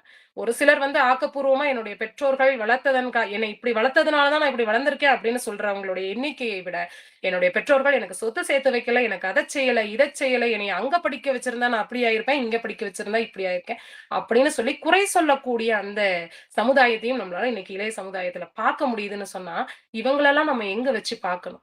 எப்படிப்பட்ட ஒரு சூழல்ல அவங்க எல்லாம் வளர்ந்து வந்திருக்காங்க, எப்படிப்பட்ட ஒரு முன் உதாரணமாக நமக்கெல்லாம் வாழ்ந்து காட்டியிருக்காங்க. அப்ப இதையெல்லாம் நம்மளுடைய பிள்ளைகளுக்கு நாம் வெறும் பாடத்தின் வாயிலாக கற்றுக் கொடுத்தோம் அப்படின்னு சொன்னா அவங்க வெறும் ஒரு பாடமாக பரீட்சையில் மதிப்பெண் எடுப்பதற்கான ஒரு பாடமாக ஒரு கேள்வி பதிலாக மட்டும்தான் அதை அவங்க படிப்பாங்க. அப்போ இவர்களுடைய மனசுல இந்த முன் உதாரணங்கள், இந்த சான்றோர் பெருமக்கள், இந்த சாதனையாளர்கள் எல்லாம் நம்ம புகுத்தணும் அப்படின்னு சொன்னா நம்ம செய்ய வேண்டியது இலக்கியம் சார்ந்த நிறைய விஷயங்களை நம்முடைய மாணவர்களுக்கு நம்ம கற்றுக் கொடுக்க வேண்டும். எந்த அளவிற்கு ஒரு ஒரு மாணவன் இலக்கியத்தின் மீது ஈடுபாடோட இருக்கின்றானோ அவன் நிச்சயமாக இந்த உலகத்தை, இந்த வாழ்க்கையை அனைத்தையும் புரிந்து கொண்டு வாழக்கூடியவனாக இருப்பான் அப்படிங்கிறது என்னுடைய ஒரு சொந்த கருத்து. இதை பேசும்போது அது அப்படியே தானா வந்துருச்சு அப்படின்னு தான் சொல்லணும். சோ நமக்கு வந்து ஐயன் வள்ளுவர் சொல்லக்கூடிய மிக உயரிய கருத்து அதுதான். துன்பம் உறவரினும் செய்க துணிவாற்றி இன்பம் பயக்கும் வினை. எந்த ஒரு நிலையிலும் கூட எப்படிப்பட்ட ஒரு துன்பம் வந்தாலும் கூட நீ பிறண்டு போகாம அந்த செயல்ல உறுதியா இருந்தேன்னு சொன்னா நிச்சயமா உன்னால வெற்றி அடைய முடியும். துன்பம் அப்படின்னா என்ன? துன்பம் அப்படிங்கிறது எதுக்கு வருது? வானத்துல நட்சத்திரங்களை பார்க்கணும் அப்படின்னு சொன்னா அன்னைக்கு அந்த மேகம் வந்து நல்லா கலைஞ்சு போய் வானம் அப்படின்ற ரொம்ப இருட்டான ஒரு சூழ்நிலையில நம்மளால நட்சத்திரத்தை தெளிவா பார்க்க முடியும். ரொம்ப பிரைட்ன்னு சொல்லுவாங்களே அந்த மாதிரி ரொம்ப வெளிச்சமா இருக்கக்கூடிய சூழ்நிலையில நட்சத்திரங்கள் நமக்கு சரியா வந்து பார்க்க முடியாது, புலப்படாது. ஆனா அதே நல்ல இருட்டான கருப்பு வானத்துல நம்மளால நட்சத்திரங்களை நல்லா பார்க்க முடியும். இரவு நேரங்கள்ல இதை சொல்லும் போது எனக்கு ஞாபகத்துக்கு வரக்கூடியது மொட்டை மாடியில நின்று நம்ம வானத்தை வந்து பார்த்து நான் இந்த நட்சத்திரத்தை பார்த்தேன், இங்க என் தாத்தா இருக்கிறாரு, இங்க என் அப்பா இருக்காருன்னு சொல்லி நம்ம விளையாண்டதெல்லாம் நமக்கு ஞாபகம் இருக்கு. ஆனா இன்றைக்கு இருக்கக்கூடிய பிள்ளைங்க இதெல்லாம் இழந்திருக்காங்கன்னு தான் சொல்லணும். ஆனா நான் இதன் மூலமா சொல்ல வரக்கூடிய கருத்து என்ன அப்படின்னு சொன்னா ஒரு துன்பம் அப்படிங்கிறது வந்து ஒருத்தனுக்கு வரும்போதுதான் அவனுக்குள் இருக்கக்கூடிய அந்த புதையல், அவனுக்குள் இருக்கக்கூடிய அந்த ஆற்றல் என்கின்ற புதையல் வெளியே வரும். அவன் எப்பவும் போல ஒரே மாதிரியான சந்தோஷமான வாழ்க்கையை வாழ்ந்துகிட்டு இருந்தான்னு சொன்னா அவனுக்குள்ள என்ன இருக்கு அப்படிங்கிறதே அவனால புரிஞ்சுக்க முடியாது. அப்போ அந்த புரிதலை ஏற்படுத்துவதற்காக வரக்கூடியதுதான் துன்பம். டை எம்டி அப்படின்னு சொல்லி ஒரு புத்தகம் டாட் ஹென்றி என்று நினைக்கின்றேன். அப்படி அந்த எழுத்தாளர் வந்து அந்த புத்தகத்தை எழுதியிருப்பார். அவர் ஒரு மிகப்பெரிய கேள்வி அங்க முன் வச்சிருப்பார். என்ன அப்படின்னா அவர் கேட்கக்கூடிய கேள்வி இந்த உலகத்திலேயே வந்து மிக மிக மதிப்புள்ள ஒரு நிலம் எது அப்படின்னு சொல்லி கேட்பார். இடம் இடம் எது அப்படின்னு சொல்லி கேட்கும்போது ஒவ்வொருத்தரும் ஒவ்வொரு மாதிரியான பதில வந்து சொல்லுவாங்க. ஒரு சிலர் சொல்லுவாங்க தங்கம் எங்க தங்க வயல் இருக்குன்றதோ சவுத் ஆப்பிரிக்கா அந்த சைடு வந்து தென் ஆப்பிரிக்க சைடு வந்து தங்கம் அதிகமாக கிடைக்கிறதுனால அங்கதான் வந்து அது வந்து ரொம்ப மதிப்பான ஒரு இடம் அப்படின்னு சொல்லுவாங்க. வைரம் கிடைக்கக்கூடிய இடம் அப்படின்னு சொல்லுவாங்க. அப்படி நிறைய பேர் வந்து நிறைய விதமான தங்களுடைய கருத்துக்களை வந்து பதிவு செய்யறாங்க. ஆனா அந்த எழுத்தாளர் என்ன பதிவு செய்யறார் அப்படின்னா சுடுகாடு தான் இருக்கிறதுலயே வந்து ரொம்ப மதிப்பான இடம் அப்படின்னு சொல்லி சொல்லியிருப்பாரு. ஏன் இப்படி சொல்லியிருக்கிறார் அப்படின்னு சொல்லி நம்ம யோசிச்சு பார்க்கும்போது எனக்கு உடனே தோன்றுனது என்ன அப்படின்னா பல சாதனையாளர்கள் பல சான்றோர்கள் எல்லாம் அங்க உறங்கிட்டு இருக்கிறதுனால இப்படி சொல்றாரு அப்படின்னு சொல்லி நான் புரிஞ்சுக்கிட்டது அவ்வளவுதான். ஆத்தரும் வந்து அந்த எழுத்தாளரும் வந்து அப்படிதான் சொல்லியிருந்தாங்க. என்ன சொல்லியிருந்தாங்கன்னா, அதுதான் வந்து நிறைய ஆற்றல்கள் உறங்கக்கூடிய இடம் அப்படின்னு சொல்லி குடுத்திருந்தாங்க. ஆற்றல்கள் அப்படின்னு யோசிக்கும்போது, அடுத்த வரியில அவர் சொல்லக்கூடியது என்ன அப்படின்னா, அந்த உறங்கிக் கொண்டிருக்கக்கூடிய சாதனையாளர்கள்லாம் இயற்கையோ அல்லது இறைவனோ அந்த சாதனையாளர்களுக்கோ, சான்றோர்களுக்கோ என்ன ஆற்றலை கொடுத்திருந்ததோ, அந்த ஆற்றலை அவர்கள் சரியாக பயன்படுத்தி, அதன் மூலமாக இந்த இயற்கைக்கு இந்த உலகத்திற்கு ஒரு பலனை செய்துவிட்டு தன்னுடைய கடமையை முடித்துவிட்டு உறங்குகின்றார்கள். ஆனா வாழ்க்கையில எதுவுமே செய்யாம பிறந்தோம் இறந்தோம் அப்படின்னு சொல்லி வாழ்ந்த பலரும் அந்த இடுகாடில் தான், அந்த மயானத்தில் தான் உறங்கிக் கொண்டிருக்கின்றார்கள். அப்போ அந்த இயற்கை அல்லது அந்த இறைவன் எப்படி வேணா நம்ம எடுத்துக்கலாம், அவங்களுக்குன்னு கொடுத்த அந்த ஆற்றல் எங்கே அப்படின்ற ஒரு கேள்வியை நமக்கு முன்வைக்கிறார்.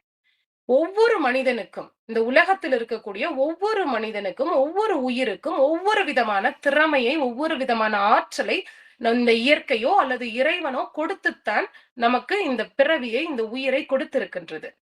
இதுல அந்த ஆற்றலை சரியாக பயன்படுத்தி இயற்கைக்கும் இறைவனுக்கும் உண்மையாக நடந்தவர்கள் அப்படிங்கிறவங்க சாதனையாளர்கள், சான்றோர்கள்.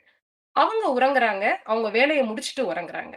நமக்கு அலுவலகத்துல ஒரு பணி குடுக்குறாங்க. அந்த பணிய நம்ம முழுமையா முடிச்சுட்டு தான் நம்மளுடைய ஓய்வை தேட வேண்டுமே தவிர, நம்ம அந்த பணியை முடிக்காமல் அந்த ஓய்வை தேடணும் அப்படின்னு சொன்னா, அது அங்க தவறாகிவிடும்.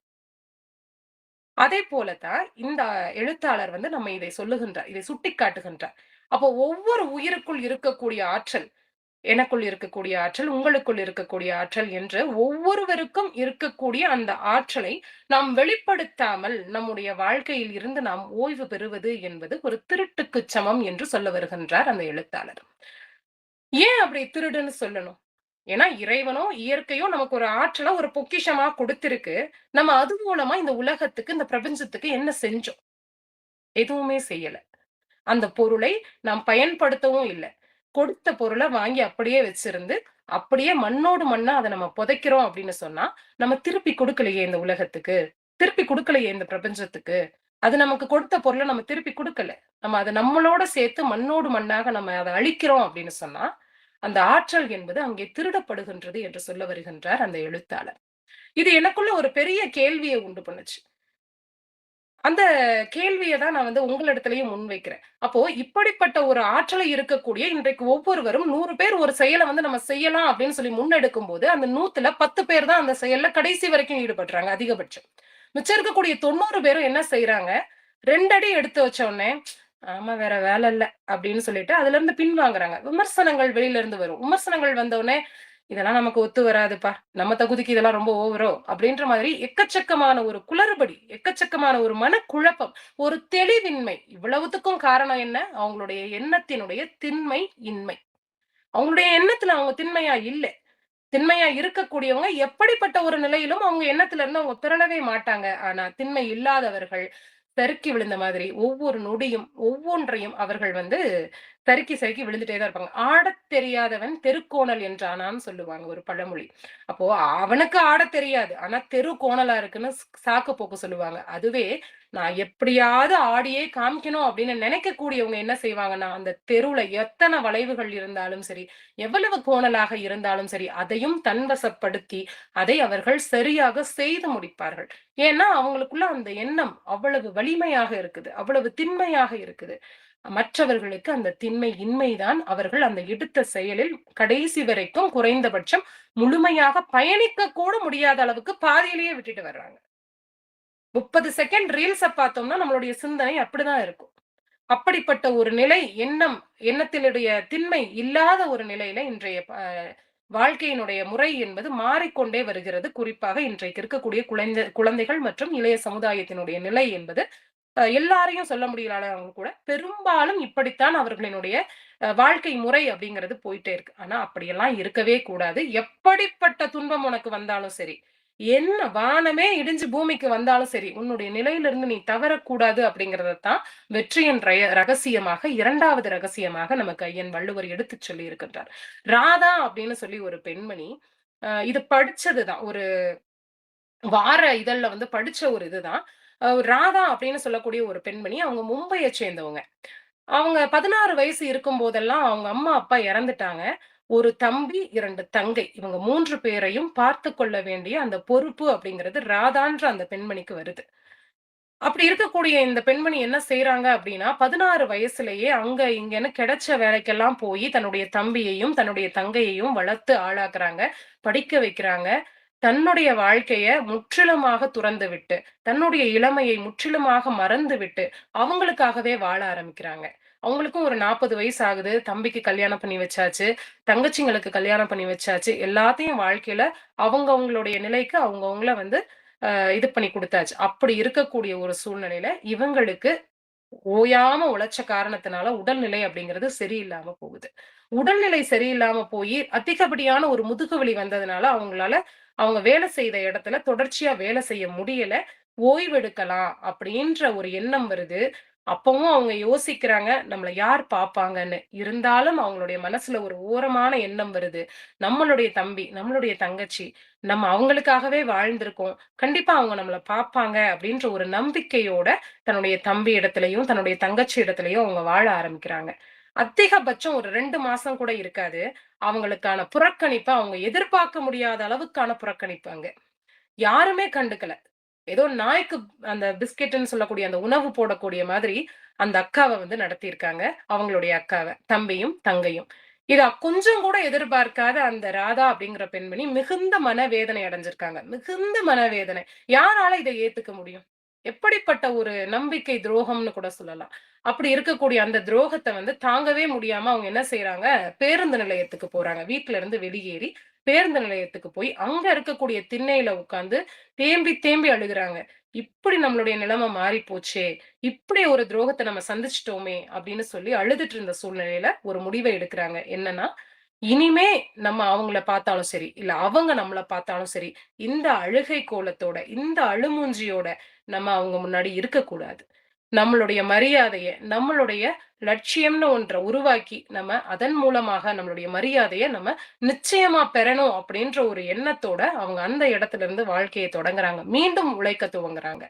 தன்னிடத்துல இருந்த சின்ன காதணி, தங்க காதணி, சின்ன கழுத்தில் இருக்கக்கூடிய அந்த சங்கிலி என்று சொல்லப்படக்கூடிய அந்த செயின். இது 2யும் வச்சுக்கொண்டு அத வந்து ஒரு விற்று, அதில் கிடைத்த பணத்த எடுத்துக்கொண்டு மும்பைல ஒரு சின்ன குட்டியோண்டு ஒரு இடத்துல வந்து தங்கி, அங்கேயே வந்து 2 வேலைக்கு செல்லக்கூடிய இளைஞர்களுக்கு உணவு சமைத்து கொடுத்து, தன்னுடைய வாழ்க்கைய புதுசா ஆரம்பிக்கிறாங்க. தனியா ஆரம்பிக்கிறாங்க. அந்த 2 நபர்கள் 20 நபர்களாக ஆகின்றார்கள். 20 பேர் 200 பேராக ஆகுறாங்க. இப்படியே அவங்களுடைய அந்த உணவு வியாபாரம் அப்படிங்கிறது பெருசாயிட்டே வருது. ஆனா இவங்க ஏற்கனவே உடல்நிலை பாதிக்கப்பட்டவங்க அப்படிங்கிறதுனால, இவங்களால அதுல முழுமையா ஈடுபடலனாலும் கூட, இவங்க மேலாண்மை செய்து கொண்டு இவர்களுக்கு கீழ் 20 பேரை வேலைக்கு அமர்த்தி அவர்களின் மூலமாக அனைவருக்கும் உணவை வழங்கி, அந்த உணவுத் தொழில் அவர்கள் மிகப்பெரிய ஒரு நிலைக்கு அவங்க வர்றாங்க. அப்ப அவங்களுடைய தம்பியையும், தங்கச்சியும் அவங்க பார்க்கும்போது, மீண்டும் அந்த பழைய கௌரவம் 16 வயதில் அவர்கள் எந்த நிலையில், எந்த துடிப்போடு இருந்தார்களோ, அதே துடிப்போடு 60 வயதிலும் அவர்கள் தம்பியின் முன்னாலும், அவர்கள் தங்கையின் முன்னாலும் அவர்கள் நிற்கின்றார்கள் என்று சொன்னால், அதுதான் எண்ணத்தினுடைய வலிமை அப்படிங்கிறது. அந்த எண்ணம் அப்படிங்கிறது ஒரு விதை. அந்த விதை எவ்வளவு உழுத நிலத்த ஆழமா மேலும் மேலும் உழுது நாம் அந்த விதையை விதைக்கும்போது, அதுக்கு எந்த விதமான உரமும் தேவையில்ல. எந்த விதமான எதிர்பார்ப்பும் தேவையில்ல. மண்ணை துளைத்துக் கொண்டு ரொம்ப பச்சை பசேல்னு அந்த விதை எப்படி துளிர்விட்டு அப்படியே பச்சை பசேல்னு வருமோ, அதை போலத்தான் நம்மளுடைய எண்ணத்த நம்ம எந்த அளவுக்கு ஆழமாக விதைக்கின்றோமோ நம்முடைய லட்சியத்தின் மீது, அந்த அளவுக்கு நம்மளுடைய வெற்றி அப்படிங்கிறது சின்ன சின்னதாக துளிர்விட்டு வந்து ஒரு பசுமையான வாழ்க்கையை, ஒரு பசுமையான ஒரு நிலையை நம்மை அடையச் செய்யும் என்று சொன்னால், அதுதான் அந்த எண்ணத்தினுடைய வலிமை. அந்த எண்ணத்தினுடைய வலிமை எங்கே பிரதிபலிக்கும் என்று சொன்னால், நாம் செய்யக்கூடிய வினைகளின் மீது பிரதிபலிக்கும். எண்ணத்திலேயே தடுமாற்றம், பேஸ்மெண்டே வீக்ன்னு சொல்லுவாங்களே, அந்த மாதிரி அந்த அடித்தளமே வந்து ரொம்ப ஒரு சரியான நிலையில் இல்லை என்று சொன்னால், எப்படி அந்த வினையை சரியாக செய்ய முடியும்? அப்போ அந்த வினை நமக்கு நிறைவேற வேண்டும் என்று சொன்னால், அந்த வினையின் மீது நாம் வைத்திருக்கக்கூடிய நம்முடைய எண்ணம் என்பது முதலிலே தெளிவாக, உறுதியானதாக இருக்க வேண்டும். அது வினையின் மீது பிரதிபலிக்கும். அந்த வினை என்பது வெற்றிக்கனியை நமக்கு பறித்துத் தரும். அதைத்தான் நமக்கு வெற்றியின் ரகசியம் என்று இந்த வினை திட்பத்தின் மூலமாக நமக்கு ஐயன் வள்ளுவர் மிகச் சிறப்பாக எடுத்துச் சொல்லியிருப்பார். கலங்காது கண்ட ஒரு நிமிடம். கலங்காது கண்ட வினைக்கண் துலங்காது தூக்கம் கடிந்து வினை. கலங்காது கண்ட வினைக்கண் துலங்காது தூக்கம் கடிந்து வினை. அப்படின்னு சொல்றார் நம்முடைய ஐயன் வள்ளுவர். கலங்கிய நெஞ்சம், அந்த கலங்கிய நெஞ்சம் நமக்குள்ள ஒரு சந்தேகம், நம்மளுடைய முயற்சியில நமக்கு ஒரு சந்தேகம் வந்துருச்சு. நம்ம வந்து ஒரு தடுமாற்றத்த சந்திச்சுட்டோம் அப்படின்னு சொன்னா, அதற்கு பின்னதாக நம்மளுடைய செயல்பாடுகள்லயும் ஒரு தடுமாற்றம் அப்படிங்கிறது வந்துரும். அப்போ சோர்வில்லாமல், காலதாமதம் இல்லாமல், நம்ம நினைச்ச அப்பவே செய்யக்கூடிய அந்த தன்மை, அந்த எண்ணத்தினுடைய உறுதி எப்ப நமக்குள்ள வருதோ, அப்போ நிச்சயமாக நம்மளால வெற்றி அடைய முடியும் என்று வெற்றியின் ரகசியமாக 3வது குறளாக இதை நமக்கு சொல்லுகின்றார்.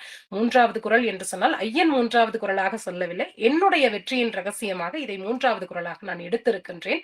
அந்த வகையில இன்றைக்கு இருக்கக்கூடிய பெரும்பாலான தோல்விகளுக்கு காரணம் என்ன அப்படின்னு சொன்னா, நாளைக்கு செஞ்சுக்கலாம் பாத்துக்கலாம், நாளைக்கு படிச்சுக்கலாம் பாத்துக்கலாம், அடுத்த நேரம் பண்ணிக்கலாம் அப்படின்னு சொல்லி நம்ம தாமதம் செய்து கொண்டே போகின்றோம். அந்த தாமதம் எப்ப நமக்குள்ள வருதோ, அப்பவே நம்மளுடைய வெற்றியினுடைய அந்த அடித்தளம் என்பது தடுமாற ஆரம்பித்து விட்டது அப்படிங்கிறத தான் நான் வந்து உணர்றேன்.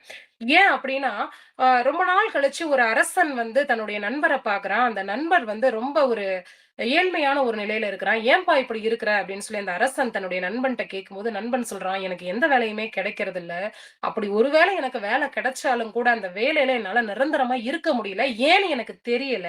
அப்படின்னு சொல்லி புலம்புறான் அப்படியே அந்த நண்பன் அரசனிடத்துல. தனக்கு ஏதாவது உதவி செய்ய மாட்டானா தன்னுடைய அரச குடும்பத்தைச் சேர்ந்த நண்பன் அப்படின்னு சொல்லி, இந்த ஏழ்மைப்பட்டவன் வந்து அந்த அரசனிடத்துல கேட்கிறான். சொல்றான். அப்ப வந்து அந்த அரசன் என்ன சொல்றாருன்னா, "ஒன்றும் பிரச்சனை இல்ல. நீ எதுக்குமே கவலைப்படாத. இன்னைக்கு அந்தி சாயிற வரைக்கும் நான் உனக்கு நேரம் தரேன். அதுக்குள்ள உனக்கு எவ்வளவு பொருள் வேணுமோ, நீ அரண்மனைக்கு வந்து எடுத்துக்கோ. செல்வங்கள், பொற்காசுகள வந்து நீ எடுத்துக்கோ. உனக்கு எவ்வளோ தேவைப்படுதோ எடுத்துக்கோ." அப்படின்னு சொல்லி அந்த அரசன் வந்து ஒரு வாய்ப்பை தன்னுடைய அந்த ஏழ்மையான நண்பனுக்கு வந்து கொடுக்கிறார். அந்த ஏழ்மையான நண்பனுக்கு ஒரே சந்தோஷம். அவ்ளோ நாளா பட்னியும், பசியுமா, அரை வயிறும், காவயிறுமா சாப்பிட்டுட்டு இருந்த அந்த நண்பனுக்கு, இத கேட்ட உடனே அப்படியே வானமே கைக்கு வந்த மாதிரி ஒரே மகிழ்ச்சி. ஒரே மகிழ்ச்சியில துள்ளி குதிச்சுட்டு தன்னிட்ட இருந்த கொஞ்சம் காசுலயும் வந்து வீட்டுக்கு தேவையான காய்கறிகள் எல்லாம் வந்து நிறையவே வாங்கிட்டு போய் தன்னுடைய மனைவிட்ட போய் இந்த சந்தோஷமான, மகிழ்ச்சியான அந்த செய்தியையும் சொல்லிட்டு, "எனக்கு நெறைய சமைச்சு குடு. நான் நல்லா சாப்பிடணும். நம்மளுடைய வாழ்க்கையே இன்னையிலிருந்து மாறப்போகுது." அப்படின்னு சொல்லிட்டு, அந்த நண்பன் என்ன செய்றான், தன்னுடைய மனைவி இடத்துல வாங்கிட்டு வந்த பொருள் எல்லாம் குடுத்து சமைச்சு தர சொல்றான். நல்ல ஒரு விருந்து சாப்பாடு. அந்த மனைவியும் ரொம்ப மகிழ்ச்சியோட சமைக்கிறாங்க. நம்ம இனிமே அடுத்த நிலைக்கு போகப் போறோம் அப்படின்ற ஒரு சந்தோஷத்தோட அந்த மனைவி ரொம்ப ஆனந்தமா சமையல் சமைச்சு தன்னுடைய கணவருக்கு விருந்து படைக்கிறாங்க. நல்லா அவர் சாப்பிட்டாச்சு. சாப்பிட்டதுக்கு அப்புறமா மணி எத்தனைன்னு பார்க்குறாங்க. அப்பதான் வந்து நேரம் வந்து ஒரு 9 மணி காலை 9, 10 மணி அந்த அளவுல இருக்கும்போது, இவனுக்கு ஒரு எண்ணம் வருது. மணி இப்பதானே 9 மணி, 10 மணி ஆகுது. நமக்கு அந்தி சாயிற வரைக்கும் பொழுது காத்திருக்கும்ல. அதனால நம்ம கொஞ்ச நேரம் ஓய்வு எடுத்துக்கலாம். நெறைய சாப்பிட்டுட்டோம். இதோட நம்மளால வந்து சரியா செயல்பட முடியாது. போற வழியிலேயே நமக்கு அலுப்பு தட்டிரும். அப்படின்னு சொல்லி கொஞ்சம் ஓய்வு எடுத்துட்டு போகலாம் அப்படின்னு சொல்லிட்டு அப்படியே திண்ணை ஓரத்துல உட்கார்றான். அப்படியே தூங்கிர்றான். அந்த அம்மா தன்னுடைய வேலைக்காக வெளியே சென்று விடுகின்றார். இவன் நல்லா தூங்கியாச்சு. தூங்கி எந்திரிச்சதுக்கு அப்புறம் மணி எத்தனைன்னு திரும்ப நேரத்தை பார்க்கும்போது 2 மணி ஆகின்றது. ஆஹா! 2 மணி ஆயிடுச்சே! அரண்மனைக்கு இன்னும் நம்ம அவ்ளோ தூரம் போகணுமே! எப்படி போறது? அப்படின்னு சொல்லிட்டு வேக வேகமாக ஓடி போகின்றான் அரண்மனைக்கு. அரண்மனைக்கு ஒரு ஒரு 10 நிமிஷம் முன்னாடி இருக்கக்கூடிய அந்த இடத்துல ஒரு மரத்த பார்க்குறான். ரொம்ப தூரம் ஓடி வந்ததுனால ரொம்ப களைப்பா இருக்கு. ஒரு 10 நிமிஷம் அந்த மரத்தடி நிழல்ல நம்ம ஓய்வு எடுத்தா நல்லா இருக்குமே! அப்ப நம்ம இன்னும் கொஞ்சம் புத்துணர்ச்சியோட போயி, ரொம்ப சிறப்பா செயல்பட்டு நெறைய பொற்காசுகள அள்ளிட்டு வரலாமே! இப்படியே சோர்வா போனா பொற்காசுகள அள்றதுக்கு கூட நமக்கு தெம்பு இருக்காது. அப்படின்னு சொல்லி அவன் வந்து அந்த மரத்தடி நிழல்ல அமர்றான். அப்படி உட்கார்ந்து அங்கே மரத்தடி நிழல்ல வந்து அவன் ஓய்வெடுத்துக் கொண்டிருக்கும்போதே தன்னை மறந்த தூக்கம். திரும்பியும் தூக்கம். திரும்பியும் தூங்கி எந்திரிச்சு மணிய பார்க்கும்போது, நேரத்தை பார்க்கும்போது 10 நிமிடங்கள் தான் இருக்கு அரண்மனைய போய் சேருவதற்கு. அந்த நேரத்துக்குள்ள அவன் போயாகணும். வேக வேகமாக ஓடி போகின்றான். சரியாக 4:59 மணிக்கு அரண்மனையினுடைய அந்த கோட்டை சுவர், மதில் சுவரில் இருக்கக்கூடிய அந்த வாயிலை அடைகின்றான். அதனை கடந்து அந்த அரண்மனை அறைக்குள் இருக்கக்கூடிய அந்த வாசலுக்கு போகும்போது மணி 5. 5 மணிக்கு வாசல் கதவுகள் சாத்தப்படுகின்றது. பொற்காசுகளை அவனால் எடுக்க முடியவில்லை. அப்பதான் அந்த அரசன் வந்து தன்னுடைய நண்பன் கதறி கதறி அழுகிறத பார்த்த உடனே அவனுக்கு தட்டி கொடுத்து ஒரு பாடத்தை கற்றுக் கொடுக்கின்றார். நான் உனக்கு இவ்ளோ பெரிய வாய்ப்பு குடுத்தேன். இன்றைய நாள் முழுவதும் குறைஞ்சது ஒரு 10 மணி நேரம் வரைக்கும் நான் உனக்கான வாய்ப்ப குடுத்திருந்தேன். என் வாசல் கதவுகள் திறந்தே இருந்தது. வாய்ப்புகள் திறந்தே இருந்துச்சு. ஆனாலும் உன்னால அத பயன்படுத்த முடியல.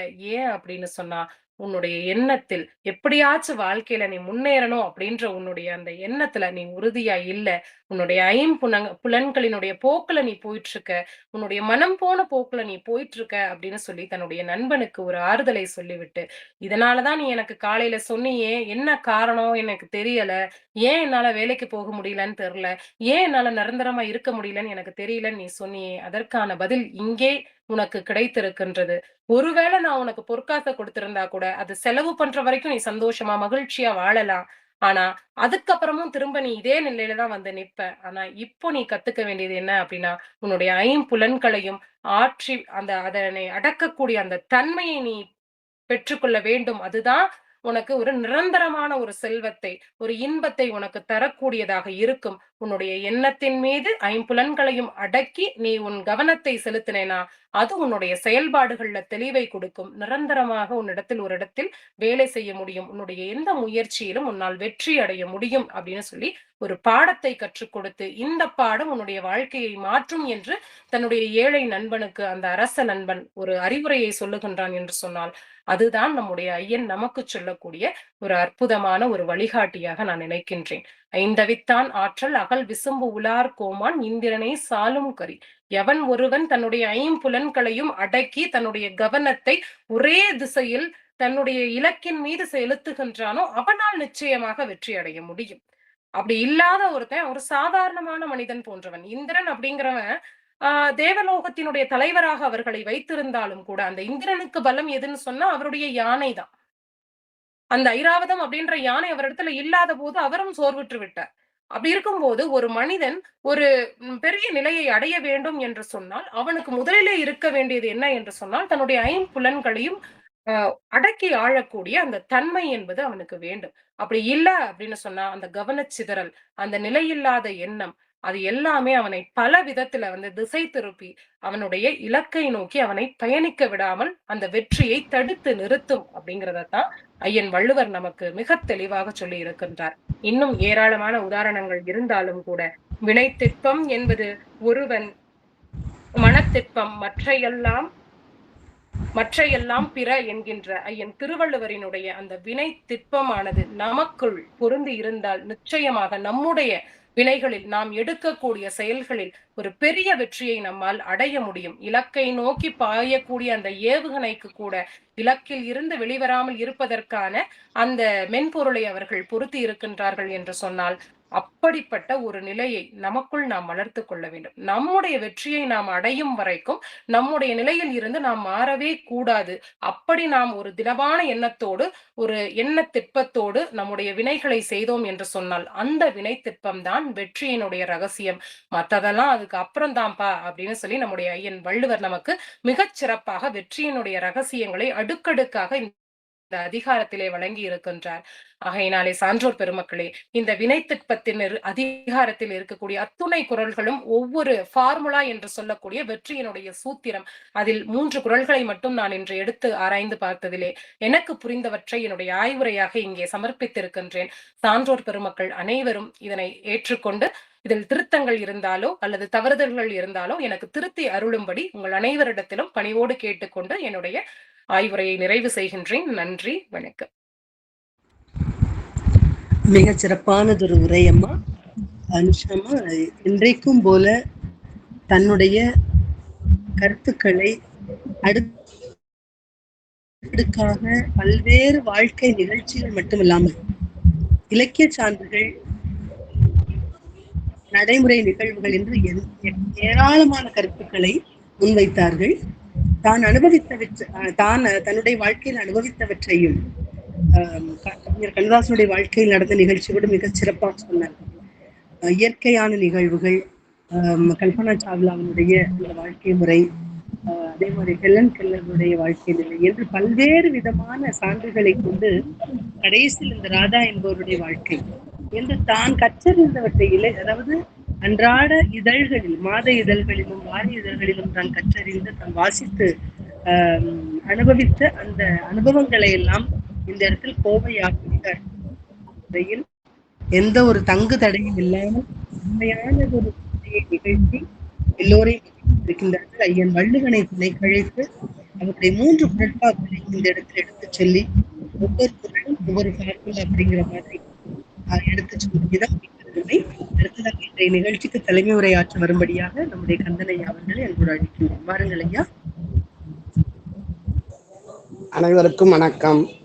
முத்தான 3 குறள்களால் முன்னேற்றத்துக்கு வழிவகுத்த நமது அனுஷா அம்மையார் அவர்கள் கல்பனா சாவ்லாவின் கதையை கூறி நம்மை விண்வெளிக்கு அழைத்துச் சென்றார்.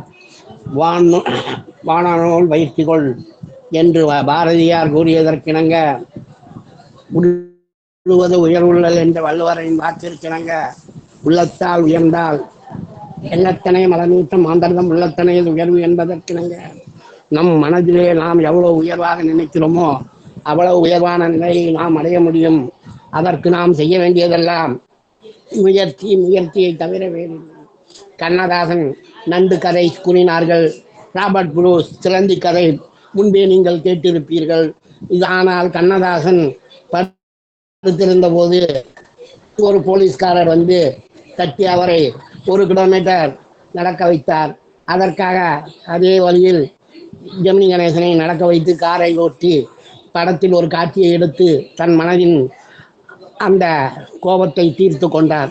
இவ்வாறாக முயற்சி உடையவர்கள் எப்போதும் தனக்கு வரக்கூடிய அவமானங்களையும் எதையும் விதையாக மாற்றி அதனால் வாழ்க்கையில் முன்னேறுவார்கள்.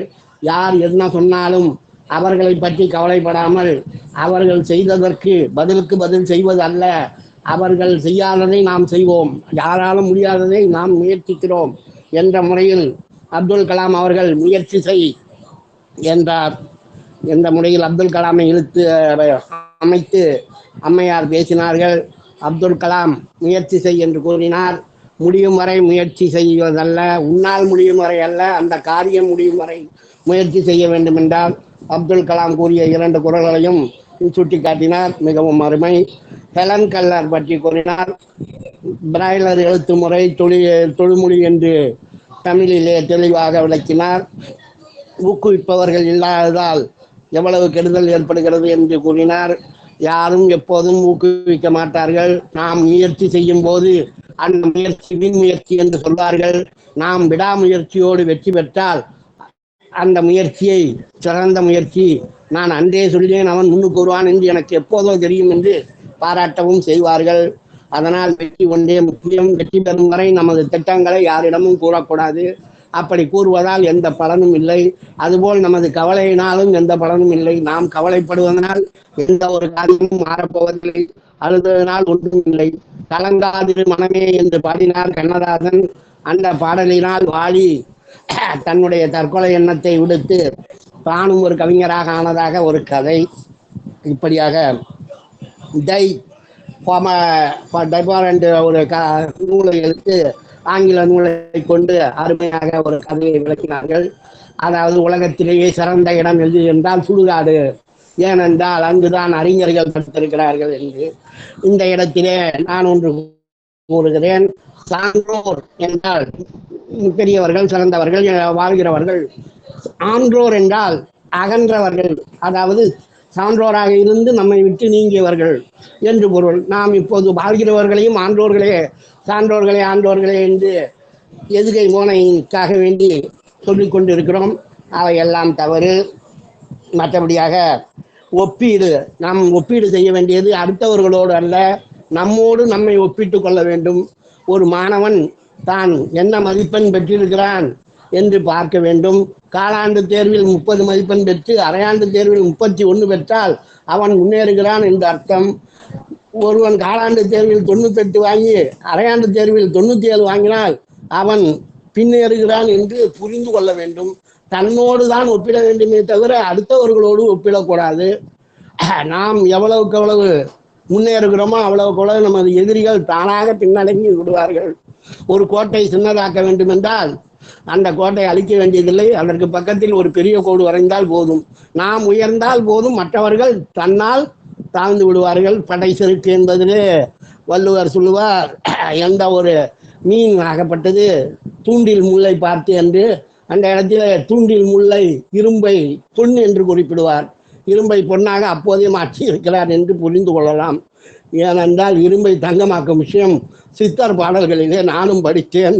படித்தவுடன் சும்மா இல்லாமல் பத்திரிகைக்கு அனுப்பவில்லை, நேரடியாக நோபல் கமிட்டிக்கு அனுப்பினேன். அந்த கடிதத்தை படித்துவிட்டு 8ஆம் வகுப்பு படித்த எனக்கு 75 லட்சம் தருவதாகவும் அதை எங்களிடம் தாருங்கள் என்று கேட்டார்.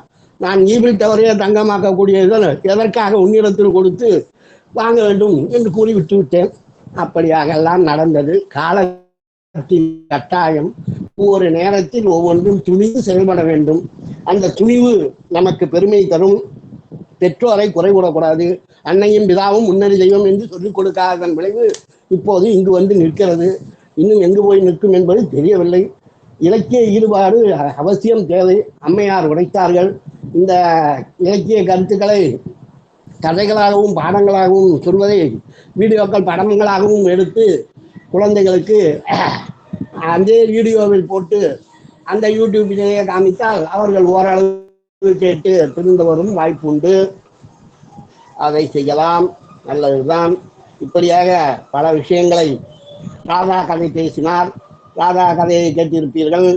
அவர் வாழ்க்கையிலே தானாக முன்னேறி பல பேருக்கு வேலை கொடுத்தார், உணவு இது பண்ணினார் என்று ஒரு பாட்டி ₹1 இட்லி 40 வருடமாக விற்று கொண்டு வந்தால் அவளுக்கு அரசாங்கத்திலே ஒரு அதிகாரி, ஒரு அமைச்சர் வீடு கட்டி கொடுத்தார் ₹50 லட்சம்.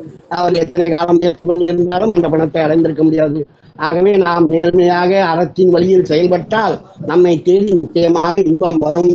அறத்தான் வருவதே இன்பம். பொருள் செய்க பொருளை. அதனால் பொருள் செய்வது முக்கியம். அறமும் பொருளும் முக்கியமான விஷயம். அது வள்ளுவனார் அதிகாரம் 133 அதிகாரங்களிலே கூறியுள்ளார். ஏன் 133 அதிகாரம் வைத்தார் என்று யாருக்காவது தெரிந்தால் தாராளமாக சொல்லுங்கள். இல்லையே மறுமுறை நான் சொல்கிறேன். நன்றி, வணக்கம்.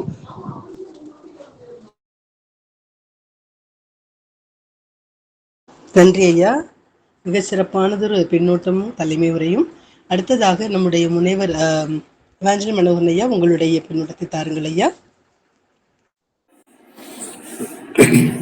வாய்ப்புக்கு நன்றி அம்மா. இன்றைக்கு ராஜபாளையம் முத்தமிழ் சங்கத்திலே ஒரு நல்ல நிகழ்ச்சி. நிறுவன தலைமை கடல் வாழ்த்து பாட அனுபூதி செல்வி அனுஷா ஜெயராமன் அம்மா அவர்கள் உறுதிகள் என்ற தலைப்பிலே ஒரு தன்னம்பிக்கை உரையை அழகுற தெளிந்த தமிழ் சொற்களால் இயல்பாக ஆற்றொழுக்காக எப்படி ஒரு அறிஞர் கூடியிருக்கக்கூடிய அவையிலே நிதானமாக தெளிவாக தன்னுடைய கருத்துக்களை எடுத்துச் சொல்வாரோ அந்த அடிப்படையிலே இவர் தன்னுடைய உரையை அமைத்துக் கொண்டார். சாதிக்க வேண்டும் என்றால் உள்ளத்திலே தெளிவு வேண்டும். அந்த தெளிவு உறுதியோடு இருக்க வேண்டும். இந்த இரண்டும் இருக்கின்ற பொழுது எண்ணம் மிக கச்சிதமாக அந்த உள்ளத்திற்குள்ளே பொங்கி பிரவாகம் எடுக்கும். எண்ணம் வந்து விட்டால் போதுமா? செயல் மிக மிக முக்கியம் என்றோ. ஆக செயல் செய்கின்ற போது எப்படிப்பட்ட பிற்போக்குத்தனமான பேச்சுக்கள் வந்தாலும் சரி, இல்லை தடைகள் வந்தாலும் சரி, அந்த தடைகளை எல்லாம் தவிடுபொடியாக்கி தெளிவாக எடுத்த அந்த காரியத்திலே உறுதியாக நிற்க வேண்டும். உறுதியாக நின்றால் வெற்றி ரகசியம். ஆக இப்படி தன்னுடைய பேச்சை வடிவமைத்துக் கொண்டு அவர் எத்தனை நபர்களினுடைய வாழ்க்கையை இங்கே எடுத்து சொன்னார். அப்துல் கலாம், கல்பனா சாவ்லா, கவிஞர் கண்ணதாசன், மும்பையைச் சேர்ந்த ராதா அம்மையார், எல்லாரையும் இங்கே சொல்லி இறுதியாக ஒரு கதையையும் சொன்னார்.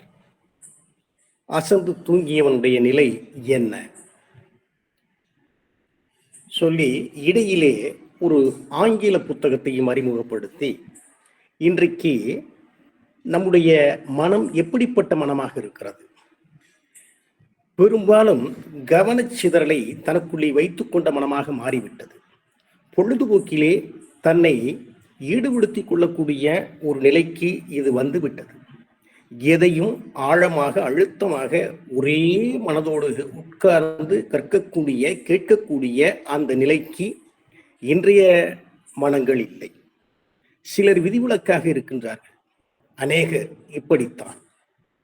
இதை மனதிலே வைத்துக் கொண்டுதான் தொலைக்காட்சி பெட்டியாக இருக்கட்டும் அல்லது நாம் கையிலே வைத்துக் கொண்டிருக்கக்கூடிய அலைபேசியாக இருக்கட்டும், இங்கிருந்து கொண்டே இயக்கக்கூடிய அந்த தொலை இயக்குகள் வந்ததற்கு காரணமே இந்த கவனச்சிதறலை இன்னும் அதிகப்படுத்தத்தான்.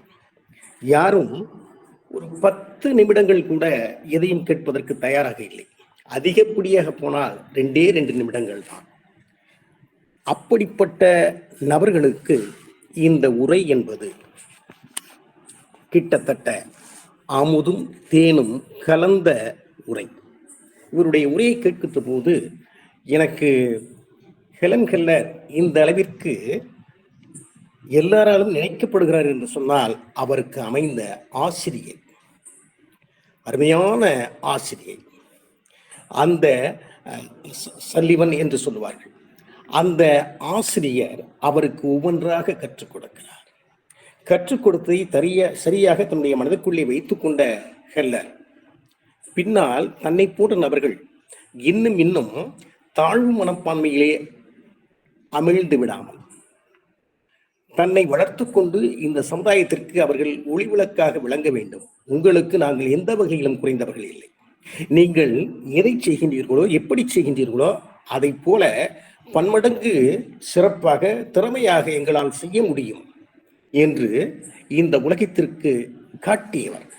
பிரெய்லி முறையை இந்த உலகிற்கு அறிமுகப்படுத்தியவர். ஜவஹர்லால் நேருவே அசந்து போனார் இந்த அம்மாவினுடைய திறமையை பார்த்து. சுப்புலட்சுமி அம்மையார் பாடுகின்ற பொழுது அந்த தொண்டையிலே தன்னுடைய கரங்களை வைத்து, விரல்களை வைத்து அந்த குரல் நான் அசைகின்ற அசைவிற்கேற்ப நீங்கள் அருமையாக பாடுகிறீர்கள் என்று சொன்ன பெருந்தகையாளர். ஆக எந்த அளவிற்கு அவருக்குள்ளே உள்ள உறுதி இருந்தது என்று சொன்னார், முயற்சியும் பயிற்சியும் தொடர்ச்சியாக இருந்தது என்று சொன்னால் இப்படியெல்லாம் செய்ய முடியும். இன்னும் அநேகர் என்னுடைய நினைவிலே வந்தார்கள்.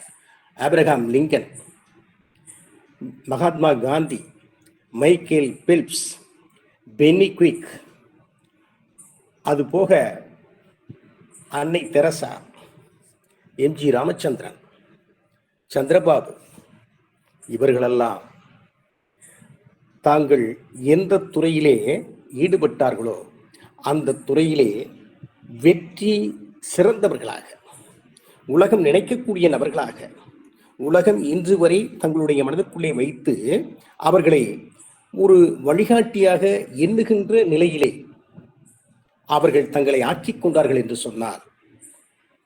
அந்த மன உறுதிதான், அந்த மன உறுதி யாருக்கு வாய்க்கிறதோ அவர்களுக்கு காரியம் பலிதமாகும், காரியம் சித்தியாகும். காரிய சித்தியை பெற வேண்டுமா? மாணவ செல்வங்கள் இந்த உரையை கேட்டால் அவர்கள் தங்களுடைய மனதிற்குள்ளே இருக்கக்கூடிய சோர்வையெல்லாம் தூக்கி தூர எறிந்துவிட்டு முழுமையாக இந்த உரையை உள்வாங்கி தங்களுடைய மனதிற்குள்ளே படிந்திருக்கக்கூடிய அந்த சோம்பலை அகற்றி கவனச்சிதறலை தூக்கி எறிந்துவிட்டு இன்னும் இன்னும் இன்னும் மேலே ஏறி இந்த உலகம் வியக்க தங்களுடைய வாழ்க்கை பயணத்தை அமைத்துக் கொள்வார்கள் என்பது திண்ணம். அப்படிப்பட்ட ஒரு அருமையான உரையை இந்த நாளிலே வழங்கிய அம்மையார் அவர்களுக்கு நெஞ்சார்ந்த நன்றியும் வாழ்த்தும் வணக்கமும். தலைமை உரையாற்றிய கந்தனையா அவர்கள் நிறைய செய்திகளை சொன்னார். அவருக்கும் இந்த வேளையிலே வாழ்த்தும் நன்றியும் வணக்கமும். வாய்ப்புக்கு நன்றி, வணக்கம். நன்றி ஐயா, மிக்க நன்றி. நன்றிங்க ஐயா. அதாவது ஒவ்வொருவரும் பின்னூட்டம் வழங்குகின்ற பொழுதே பல்வேறு புதுமையான கருத்துக்களை எடுத்து எம்புகின்ற பொழுது பேச்சாளருக்கு மேலும் கூடுதலான தகவல்களை உள்வாங்குவதற்கும் மற்றவர்கள் எந்த அளவுக்கு தங்க சிறப்புரை கவனித்திருக்கின்றார்கள் என்ற ஒரு மகிழ்ச்சியும் அந்த பேச்சாளருக்கு ஏற்படும் என்பதில் எள்ளளவு மையமில்லை. அந்த அளவிற்கு கந்தனையா அவர்களும் மனோகரன் ஐயா அவர்களும் மிகச் சிறப்பானதொரு முறையில் பின்னூட்டத்தை வழங்கினார்கள். அடுத்ததாக ராஜேந்திரன் ஐயா, உங்களுடைய பின்னூட்டத்தை தாருங்கள் ஐயா. நன்றி அம்மா. ராஜபாளையம் முத்தமிழ் சங்கத்தினுடைய நிறுவனராக விளங்குகின்ற அம்மா சரஸ்வதி அம்மா அவர்களே, தலைமை உரை நிகழ்த்திய கந்தனையா அவர்களே, பின்னூட்ட வேந்தராக விளங்குகின்ற ஐயா, என்னுடைய நெருங்கிய நண்பர் மனோகரன் ஐயா அவர்களே, மற்றும் உள்ள சான்றோர் பெருமக்கள் அனைவருக்கும் என பணிவான வணக்கம். அனுபூதி செல்வி அனுஷா ஜெயராமன் அவர்கள் தெள்ளத் தெளிந்த தமிழில் நல்ல அழகிய உச்சரிப்போடு சொன்ன முறை இருக்கிறது, என் உள்ளம் கவர்ந்தது. நான் நினைக்கின்றேன், தந்தை அறிவு மகள் அறிவு என்று நினைக்கின்றேன். தந்தை என்ன செய்வார், சாப்பிட்டுக் கொண்டிருக்கும் பொழுதே படித்துக் கொண்டே சாப்பிடுவார் என்று சொன்னார். அந்த ஒரு உணர்வு தான் இந்த அம்மையாருக்கு வாய்த்திருக்குமோ என்று நான் கருதுகின்றேன். பஸ்ஸில் போகும் பொழுது கூட என்ன செய்கின்றார், ஏதாவது ஒரு புத்தகத்தை வாங்கி படிக்கின்றார் என்று சொல்லும் பொழுது அதனுடைய தாக்கம் இந்த அம்மையாருக்கு வந்திருக்கிறது என்று நான் கருதுகின்றேன். அதனால்தான் மிக அழகிய முறையில் எல்லாவற்றையும் மனதில் பதித்து மாத்திரமல்ல, வெளியிடக்கூடிய திறன் இருக்கிறது. Expressing capacity, ability, at is unequal. அது ஒப்பற்றது, இணையில்லாது என்றுதான் நான் பாராட்டுவேன். இன்னல் வந்துட்டிட போதிலும் ஏழையராகி இனி மண்ணில் துஞ்சோம் என்றார் பாரதியார். அதாவது கென்னடி ஜனாதிபதியாக இருக்கும் பொழுது ஒரு பள்ளிக்கு செல்லுகிறார். பள்ளிக்கு செல்லும் பொழுது ஒரு வகுப்பிலே கேட்கின்றார் மாணவர்களை பார்த்து, நீ என்ன செய்ய, எப்படிப்பட்ட ஒரு நிலையை நீ அடைய விரும்புகிறாய் என்று கேட்கின்றார். ஒவ்வொருவரும் மருத்துவராக வேண்டும், இன்ஜினியராக வேண்டும் என்றெல்லாம் சொல்லுகின்ற பொழுது ஒருவன் மாத்திரம் சொல்லுகின்றான், நீங்கள் அமர்ந்திருக்கின்ற அந்த ஜனாதிபதி பதவியிலே நான் அந்த பதவியை பெற விழைகின்றேன் என்று சொன்னான்.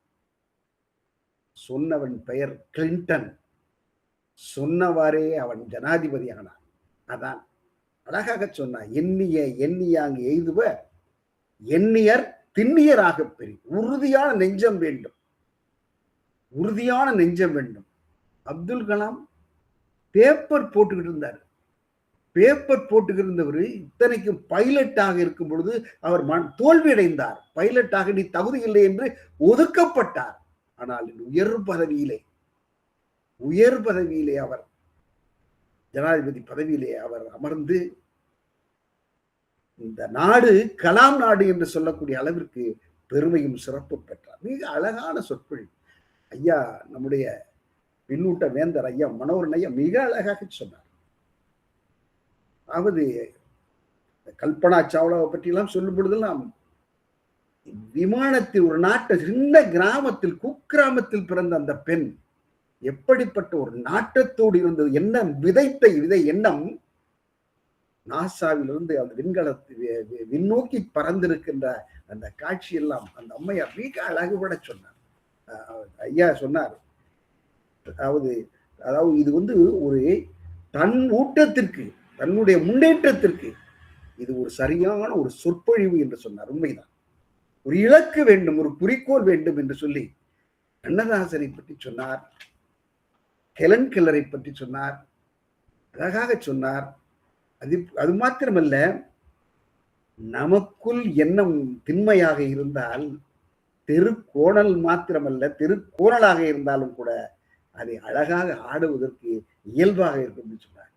புறக்கணிக்கப்பட்டவர், தாய் தந்தை ஸ்தானத்தில் இருந்து அந்த தம்பியும் தங்கையையும் வளர்த்திருக்கின்றால் அந்த ராதா என்ற பெண் தாய் தந்தை என்ற ஸ்தானத்திலே இருந்து வளர்க்கப்பட்டார். ஆனால் அவள் புறக்கணிக்கப்பட்டாலும் மனம் வேதனைப்படவில்லை. அந்த கண்ணீர் இருக்கிறதே, அந்த கண்ணீர் என்ன செய்கின்றது, ஆற்றலாக மாறுகிறது.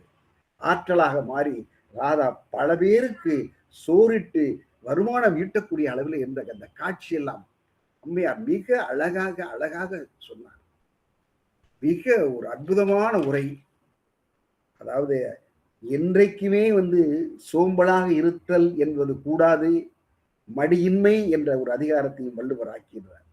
அவன் ஓய்வெடுத்துக் கொண்டே போனால் உள்ளதும் போய்விடும் என்ற கருத்தை அந்த ஒரு கதையிலே அழகாக சொல்லி, அரசன் நீ சந்தை வேலைக்கு முன்பு வா எடுத்துக்கொள் என்று சொல்லும் பொழுதும் கூட அவன் தூங்கினான் என்றால் என்ன ஆகும் விளைவு? மண்ணாகும். ஆக ஒவ்வொருவனும் மன திண்மையோடு இருந்தால், மன கவன சிதறல் இல்லாமல் இருந்தால் வெற்றி கொள்ளலாம் என்ற கருத்தை எல்லாம் அழகுபட சொன்னார். அனுபூதி செல்வி அனுஷா அவர்களுக்கு நெஞ்சம் நிறைந்த ஒரு வாழ்த்துக்களையும் நன்றியும் தெரிவித்து நிறைவு செய்கின்றேன். நன்றி, வணக்கம் ஐயா. நன்றி ஐயா. நன்றி ஐயா.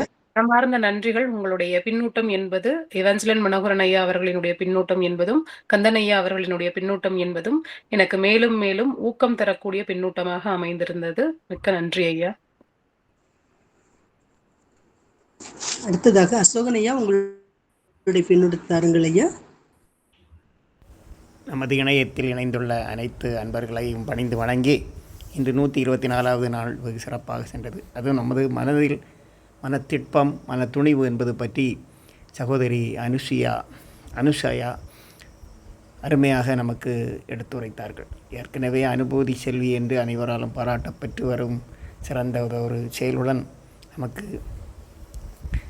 வினைத்திட்பம், அதாவது எண்ணிய செயலை முடிக்க வேண்டும் என்பது பற்றி பல்வேறு கருத்துக்களை நமக்கு வழங்கினார்கள். முன்னேற வேண்டும், உறுதியாக நாம் நல்லதை எண்ணி நல்லதையே செய்து முடிக்க வேண்டும் என்பதற்காக அருமையான கதையையும் கூறினார்கள். தாமதமின்றி செயல்பட்டால் நமக்கு கிடைக்கக்கூடிய பொருட்களும் கிடைக்காது. நாம் ஐம்புலன்களையும் அடக்கி நாம் அதன் வழி சென்று சிறப்புடன் உழைத்து நாம் அந்த செயலை ஈட்ட வேண்டும். அப்போதுதான் நாம் அதிலிருந்து முன்னேறி செல்லலாம் என்பதற்கான சிறப்புகளாக சான்றுகளாக கூறினார்கள். அருமையான செயல், அருமையாக தங்கு தடையின்றி சிறப்பாக தமிழ் சுவையாக நமக்கு அள்ளி பருகி வழங்கினார்கள். வெகு சிறப்பு. மேன்மேலும் ஒரு நாள் உங்களுடைய 2வது பகுதியாக நமக்கு மேலும் ஒரு நாள் உரையாற்ற வேண்டுகிறேன்.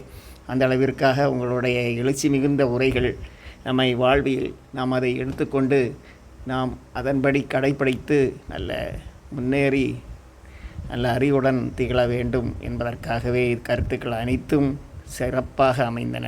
வெகு சிறப்பு. மேன்மேலும் உரையுடன் அருமையுடன் தங்கு தடையின்றி எளிதாக நன்றி. நன்றி ஐயா.